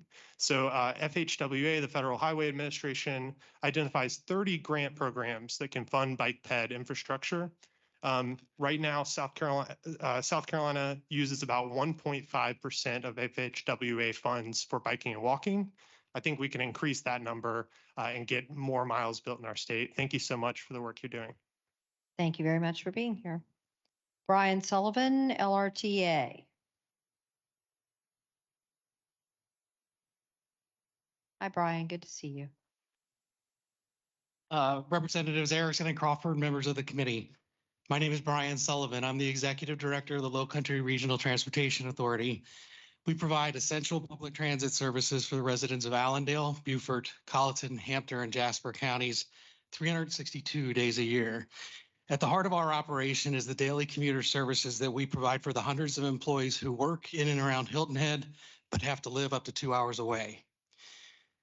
South Carolina and the Low Country in particular are at a transportation crossroads. The Low Country's popularity for relocating and retiring has placed an enormous and immediate strain on our transportation infrastructure. Keeping up with road and bridge projects are obviously a very important priority. However, the state's support for public transportation alternatives to roads and bridges is also critical. According to ASHTO, the American Association of State Highway and Transportation Officials, South Carolina ranks 6th last in public transportation funding support of the 47 states that support transit. Our state offers 96 cents per capita annually. And by comparison, our neighbors in Georgia and North Carolina fund $1.49 and $1.69 respectively. Florida, with its similar resort and retirement communities to the Low Country, funds nearly $10 per capita. Modernizing the Department of Transportation presents an opportunity for you, our representatives, to set South Carolina apart. I'm proud to serve the South Carolinians of the Low Country. I assure you that your constituents, both new and native, and the visitors we welcome to our beautiful home need better, more sustainable transit alternatives. For example, due to the severely limited funding, the commuters who keep our hospitality industry thriving have few alternatives to hours-long, single-occupancy vehicle commutes. Add in the continuing lack of affordable housing, the already congested roadways, and our aging infrastructure. One of the most immediate ways to address these challenges is to increase state funding and support for public transportation. Planning, engineering, and constructing roadway and bridge projects takes nearly a decade, maybe longer. Planning and implementing new transit projects takes as little as 12 to 24 months, and sometimes even faster. Additionally, requests for on-demand transportation for the elderly and mobility impaired in the Low Country are at an all-time high. With our limited resources, we must deny a large number of trip requests, prioritizing medical and grocery trips, and even some of these trips must be denied. When you consider, for example, that Jasper County, which is in our service area, is one of the fastest growing counties in the country, and much of this growth is individuals 55 and over, the need for on-demand transportation will escalate rapidly. Without an increased level of public transportation funding from the state, there will be no way to continue offering those services. Thank you very much for your time. I appreciate it. Thank you, Brian. Tommy Newell, Berkeley County.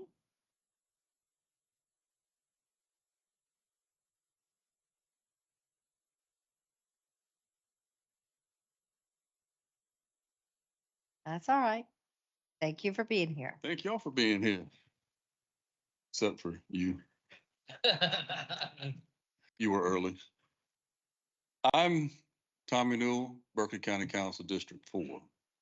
I'm also the chairman of the operations committee that has our sales tax under it.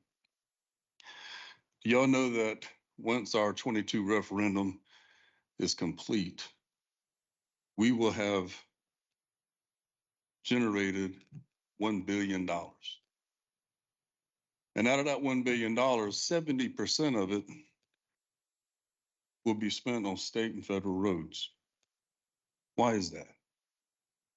Imagine, if you will, if Charleston, Dorchester, and Berkeley County said, we're not doing a 1 cent sales tax anymore. Could you imagine how your phones and your emails would be? Because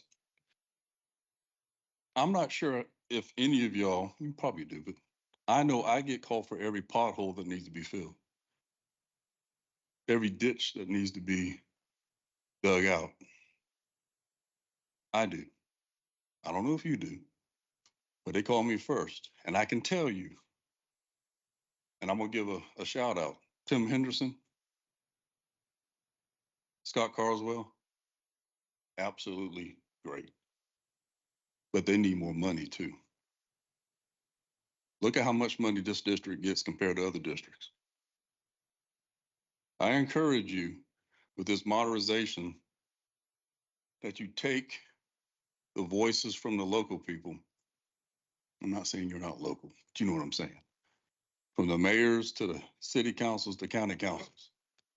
Listen to what we have to say, because we're your first line of defense, but we're also the loudest voice that could be heard. Somebody write that down. And also, I was taught by Caldwell Pinckney, who I love dearly, that there is no Democrat pothole. There's no Republican pothole. It's just a damn pothole. And so we need you guys to understand, we got a road, Bushy Park Road. That's one of our biggest economic development sectors in the county. Nobody wants to help us. We have to do it. 176. Who's widening 176? We have to do it. Through the leadership of Supervisor Cribb and former Councilman Josh Whitley, Redwood Materials is going to help $110 million to widen 176. Now, why did we have to do that? That's your job. That's what you're elected for. So I encourage you guys and ladies. I'm messing with you. Listen to us. And if you have any questions, talk to Johnny Cribb.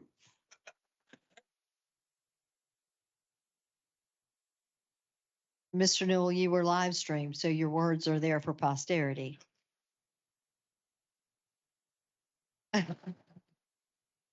No, no, sir, I don't have a rewind button up here. But we're also looking up that way to report potholes for you. Just Google pothole blitz according to staff and it'll give you the site and you can load them all in so you don't have to call Tim. Yep, it actually works. It really works. Thank you, Mr. Newell. Next up is Mayor Russ Touchberry from the town of Somerville.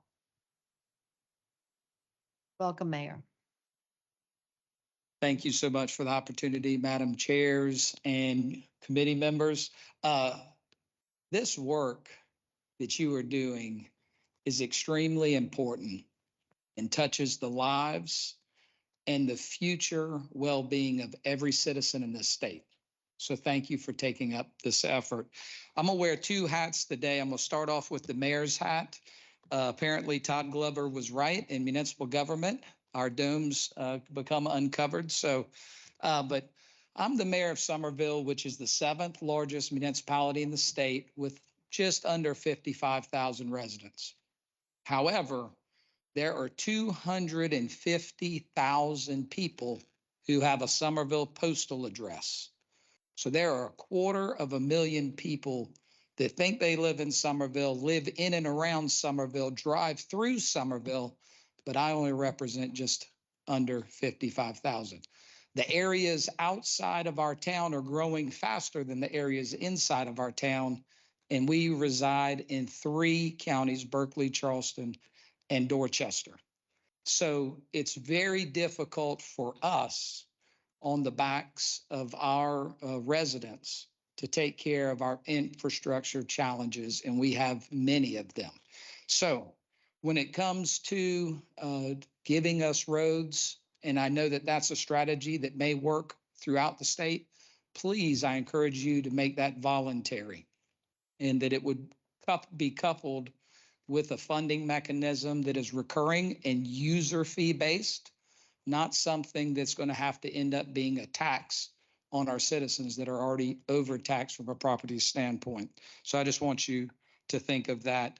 I'm gonna switch hats because I am a civil engineer. I've worked in the transportation industry for almost 25 years. So I've had the benefit of being a part of this industry, not only from the private sector, but the public sector as well. I spent 10 years working at SCDOT, 4 in District 6, 6 in headquarters. So I hope my perspective, the remaining time I've worked in the industry as a consultant and for various other groups. But I hope this insight is helpful because when it comes to SCDOT, they get a very bad rap for a lot of things, okay? But I can attest to the fact that they have very high quality professionals that are competent. And if you want to prove that, just look when we have an emergency bridge hit, okay? What happens? They automatically jump in, they work with the private sector, they come up with a solution, rapidly deploy crews. There's no overregulation. And what happens? There's a new bridge there before you blink an eye. That shows how capable they are. Do I have just a couple seconds? I signed up twice. Do I get 6 minutes? Okay. I won't take 6 minutes, but here's what I'll share. I believe they have the right people. They may just not have enough of them. Okay. I believe that they have some tools, but they don't have all the tools. Giving them opportunities like Kevin Shealy spoke about to have public-private partnerships giving them resources, maybe expanding procurement techniques. There's a lot of procurement options, helping the industry work as one to solve our greatest challenges and creating an environment where that's acceptable. I think that will get us where we need to go as a state. And I appreciate what you're doing. So thank you. Thank you, Mayor. Yeah, we'd caught the double sign up on you already. Good try, though. That was really, yeah, very innovative. I think the first time we've had that in all of our 7 meetings. So we like the innovation. Next up, Felicia Jones, Hug Speed Railway. Welcome.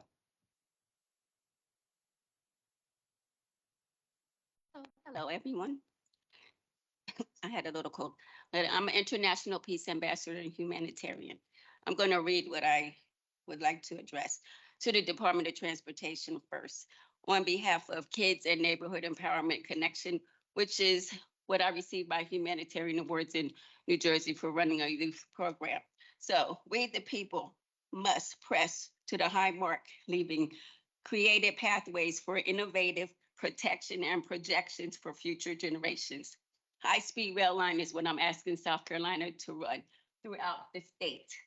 I met with Mr. Freight from the Department of Transportation in 2022. He said you had done logistics and engineering. You didn't have funding. So I'm asking for the $1.29 billion from the Scout Motors settlement in Blythewood to be used to run this high-speed rail line.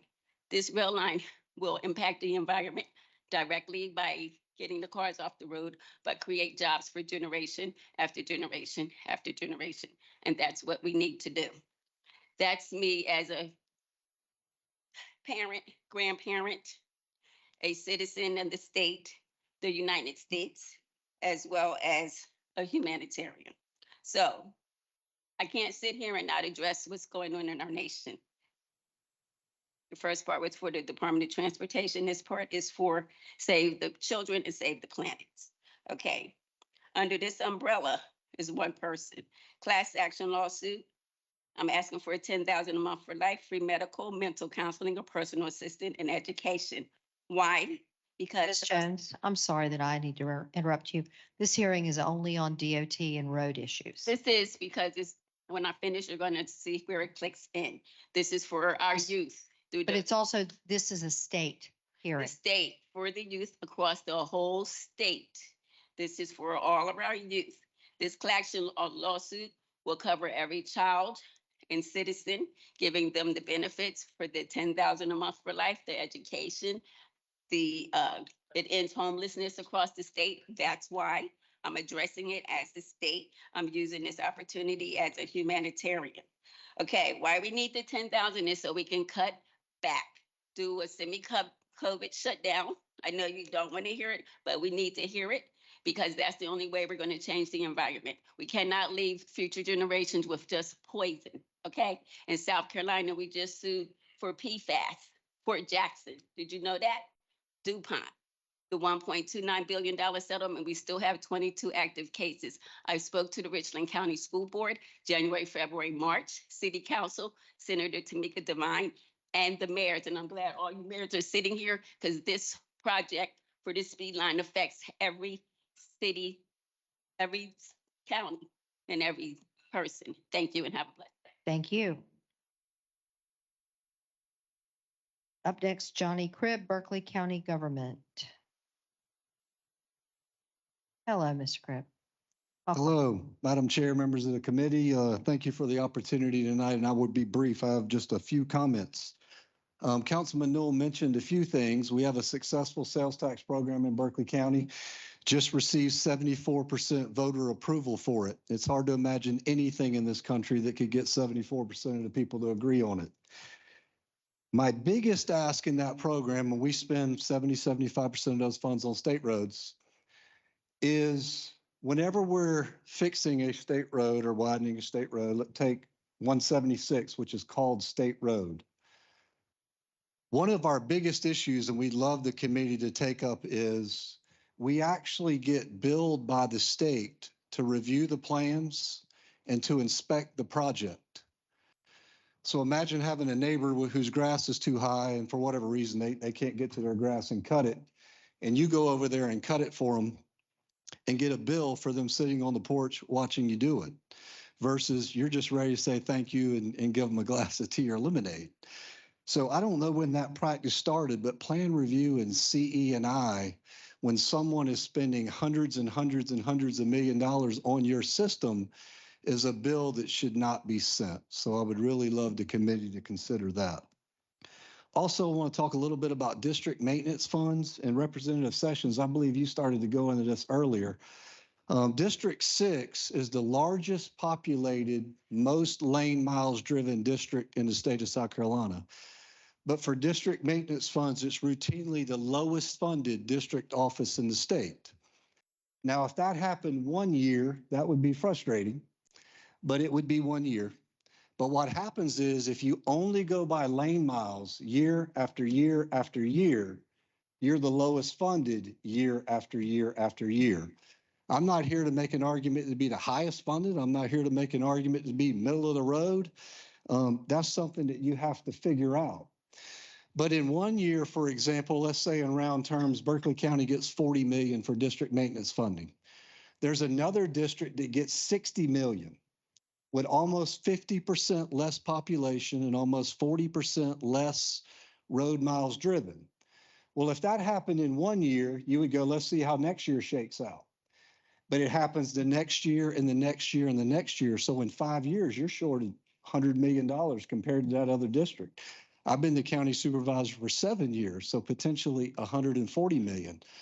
So I don't know how you revisit it each year. I know in the county, we're doing a significant amount of road resurfacing.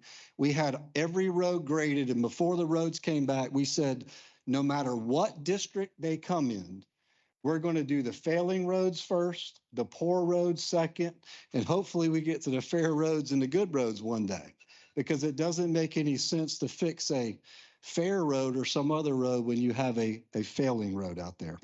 So the last thing I'll say in our district, other than population, tremendous tourism, especially in Charleston, and in economic development in our region. Berkeley County went through an 8-year period that had 40% of the state's economic development. That is a tremendous amount of pressure, and that tourism and those economic development numbers do not factor into the maintenance numbers. So and I know Horry County and some other counties probably experience the same plight, but thank you for your time and consideration. Thank you very much. Up next, David Merchant, City of Sumter. Hey, good evening, everybody. I was glad to see everybody in the great city of Sumter a few weeks back. Those of y'all weren't making it, I welcome you to come anytime. Here to echo, I spoke in Sumter regarding a lot of operational challenges. Mayor Habib mentioned some. We had some similar instances that I mentioned there, but tonight I'd like to echo and help support the Municipal Association. Todd mentioned it, talking about the CTCs, you know, restructuring how the CTCs are set up. Representative Robbins, you asked that question earlier. I think you asked, was that a good model? You didn't ask me, but I would say no. That would be my answer, just as a mayor, the way I see it. Our MPO, SUATs, I guess, is the Sumter area MPO. You know, it's city, county, legislative delegation, and economic development. Developers sit on that as well, just because they know what's coming down the line. So I don't know what the answer is, but that is a well-balanced committee, probably one of the most balanced ones that I sit on and chair every other year with the county councilman chair. So anyway, that's just my 2 cents on that. Reoccurring sustainable dollars is a common theme again. Go out on a limb and say, you know, thank you for fully funding the local government fund.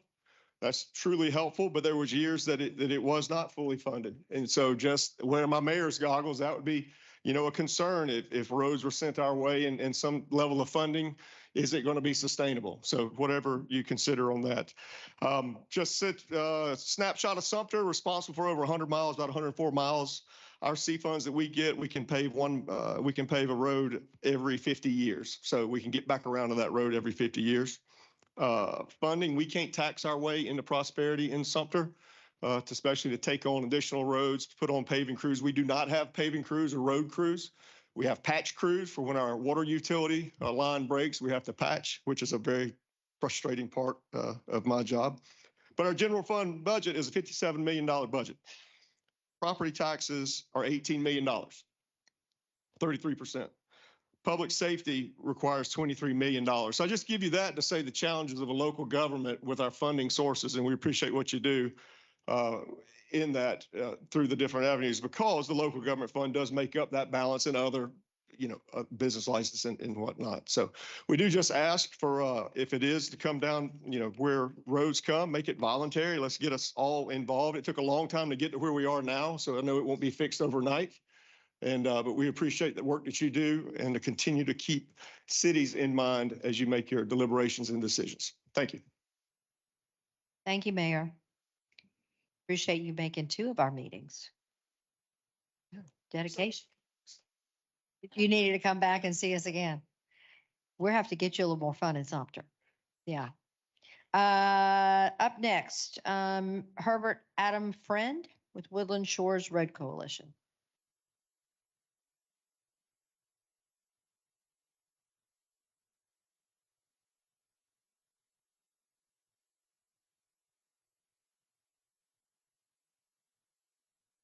He's on the list. Okay, sure. It's, yeah. Okay. Yeah, I'm sure. on the list He anyway. just tagged you in. Yeah, later on. That's right. Okay. In Chitter. So my name is Jim McBride. I'm Charleston City Councilman for District 3, which covers part of Johns Island and part of James Island. And we have two representatives here that represent part of Johns Island, James Teeple and Leon Stavronakis. Thank you for your service and what you've already done to help our community. I wanted to bring up an idea for, I know one of the things that I think we're all struggling with is a common vernacular, a common tool to communicate amongst ourselves and the public and SCDOT to talk about how our roads are, which roads should be prioritized. And one of the things mentioned kind of under the radar a little bit is level of service. And level of service is a national standard, and it's easy to understand. It uses basically a report card A through F, rating the roads. It's a qualitative measure used to describe the quality of traffic flow on roadways or at intersections based on performance metrics like vehicle speed, density, delay, congestion. It uses all kinds of scientific data that's above all of our heads, but it makes it understandable to the public and to us to make decisions. And it's not the only factor, of course, because I don't think it addresses road conditions, things like that, but just really the traffic flow. So for example, an A on a report card is the best, free flow with high speeds and minimal delays, and an F is forced or breakdown flow with severe congestion and unpredictable travel times.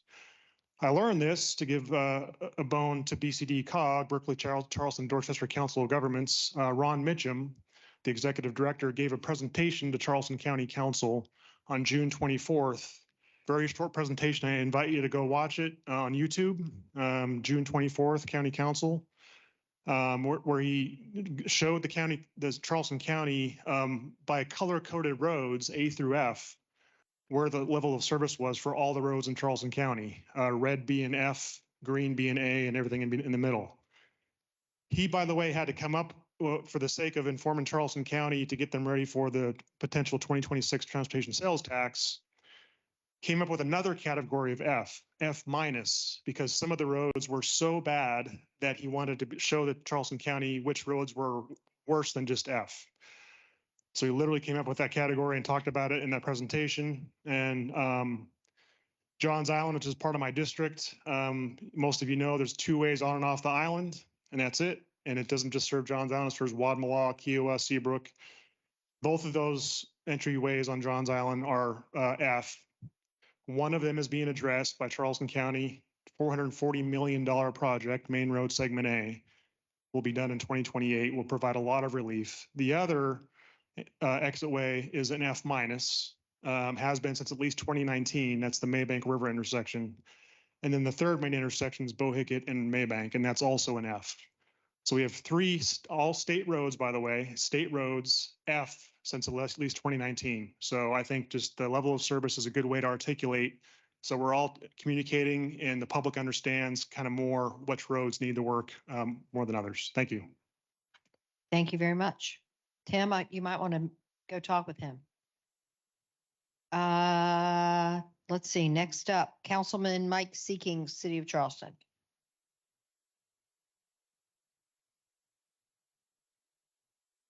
Hi, Councilman, welcome. Thank you very much, co-chairs Crawford and Erickson, members of the Modernization Committee, and Secretary Powell and staff. Thanks for having me here tonight. Thanks for doing what you're doing. Thanks for what you do at the state of South Carolina. As I said, my name is Mike Seekings. If all goes well tomorrow, in the daunting challenge of running against unopposed, I'm going to embark on my 5th term as a Charleston City Councilman. And that's not all. And that's not all. By way of context for my comments tonight, I serve as the chairman of CARTA. I serve as the chairman of our T&T committee in the city of Charleston. I sit on the board of the Charleston Regional Aviation Authority, the CHATS Policy Committee, and serve as secretary of the board of the BCD COG, along with Chairman Brewer. From that lens, I speak tonight very briefly. First, as you know, and as you heard from Secretary Powell, we are about to design and build the first ever large-scale transit project that this region, in fact, this state, has ever seen, LCRT.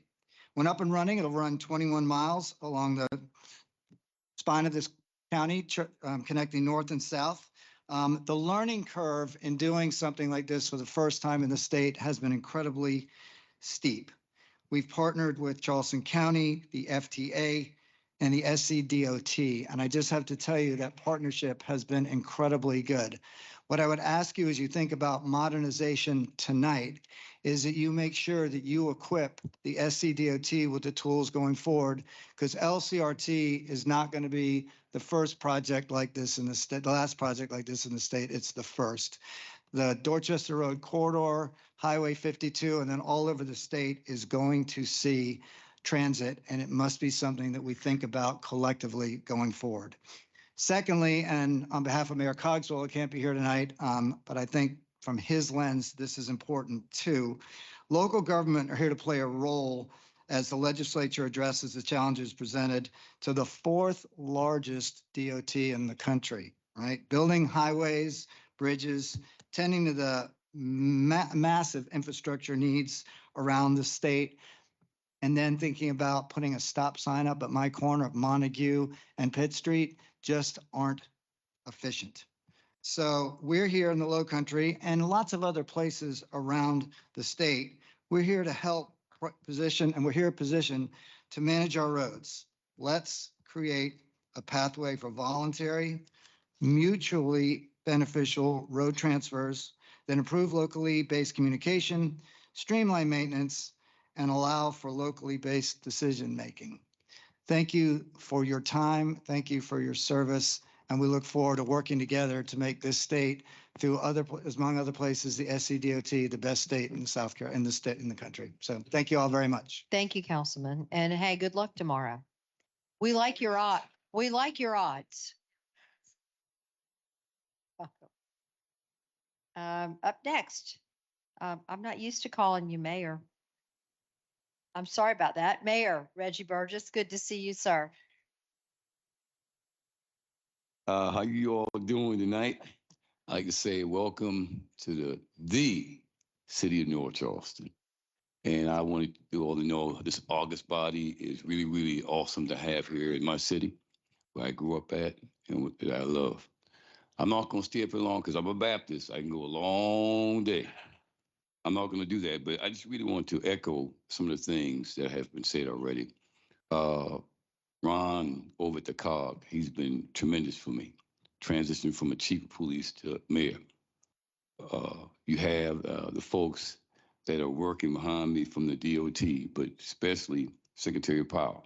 Very, very, very instrumental in helping me to grow as a new leader. You have all the folks that's behind me, all the mayors. We meet together all the time talking about what's going on. I want to thank you, first of all, for allowing me to speak today and for your commitment to improving South Carolina's transportation system.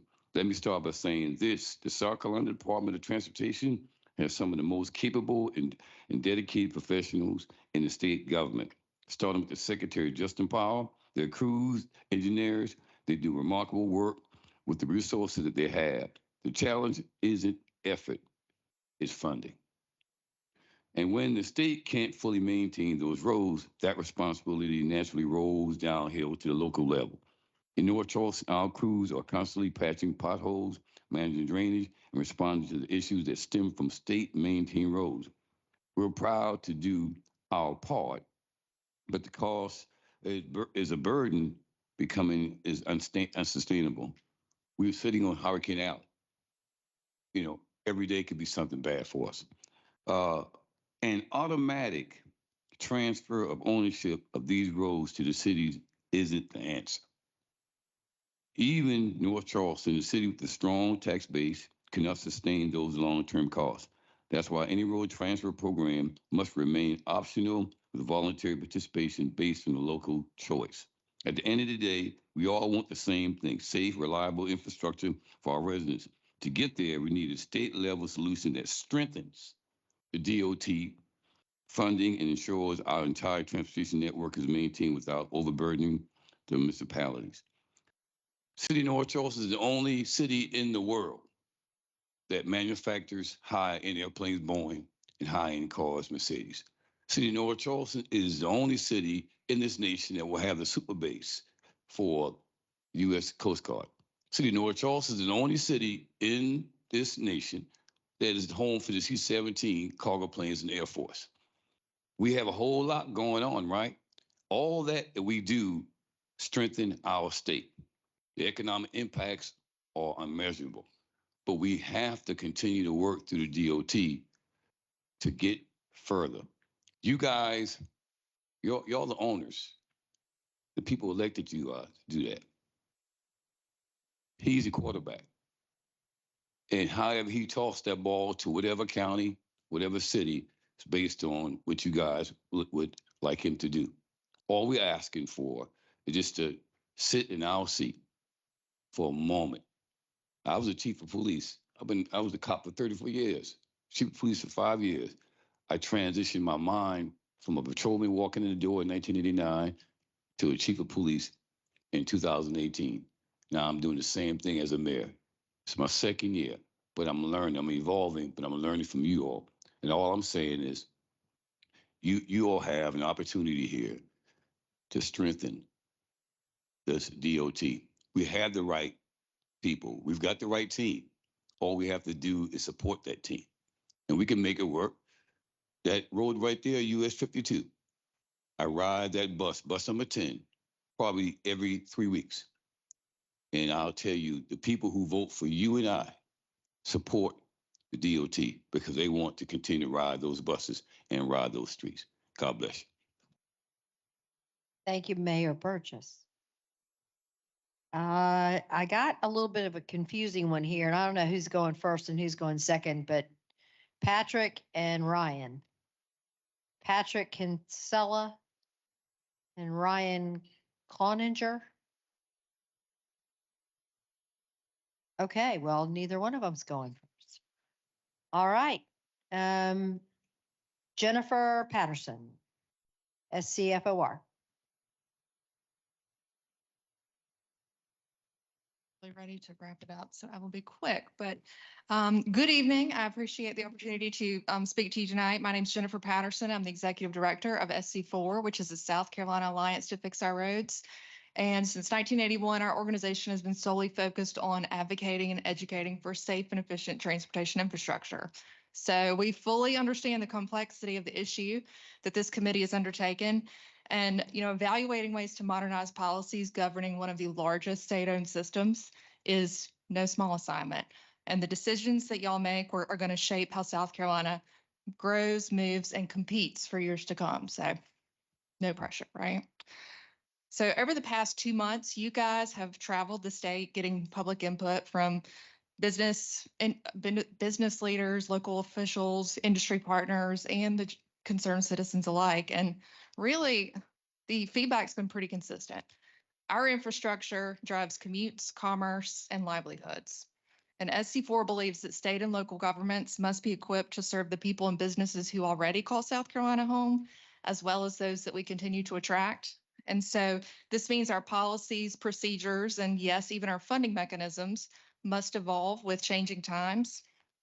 Because first of all, we all know infrastructure is not known to be quick and easy, and understandably so. However, additional procurement tools, policies aimed at improving project delivery and planning should be a top priority of this committee.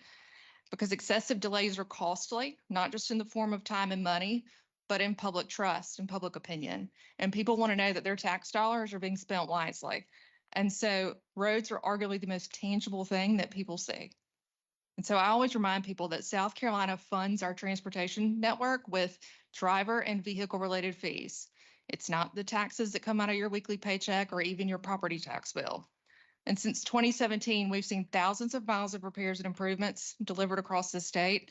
And this progress is no accident. It's the result of a bold investment and ongoing commitment from the legislature to continue to take advantage of general funds and one-time funding opportunities to keep projects moving. And this has been invaluable because the truth is South Carolina is growing rapidly, but our dedicated revenue streams are not. And so we encourage you to evaluate our current revenue streams, consider dedicating existing revenues, and explore new sources that better reflect today's drivers, vehicles, and economy. Because transportation investment is more than just fixing roads and bridges. It's about connecting people to jobs, connecting goods to a market, connecting communities to opportunity. It supports much of the testimony you've heard to date, and is frankly one of the most underappreciated forms of economic mobility that there is. So thank you for your willingness to take on this very big issue, and just know that we stand to support your efforts and would love the opportunity to share data, insights, and experience as you guys get started. So thank you. Thank you very much, Jennifer. Appreciate that. That's the last speaker for this evening. I would ask if anyone has other comments to please email us. Again, that is SCHouse, EPW@SCHouse.gov.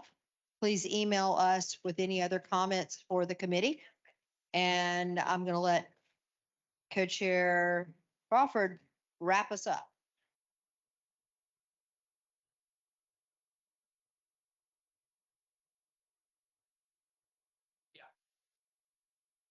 Okay.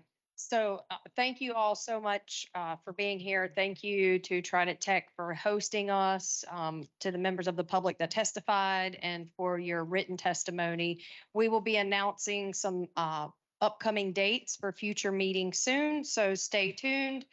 We will be going back to Columbia, where we will be discussing everything that we have heard on our travels around South Carolina. So thank you again so much for being here. Safe travels home and have a great evening. We stand adjourned.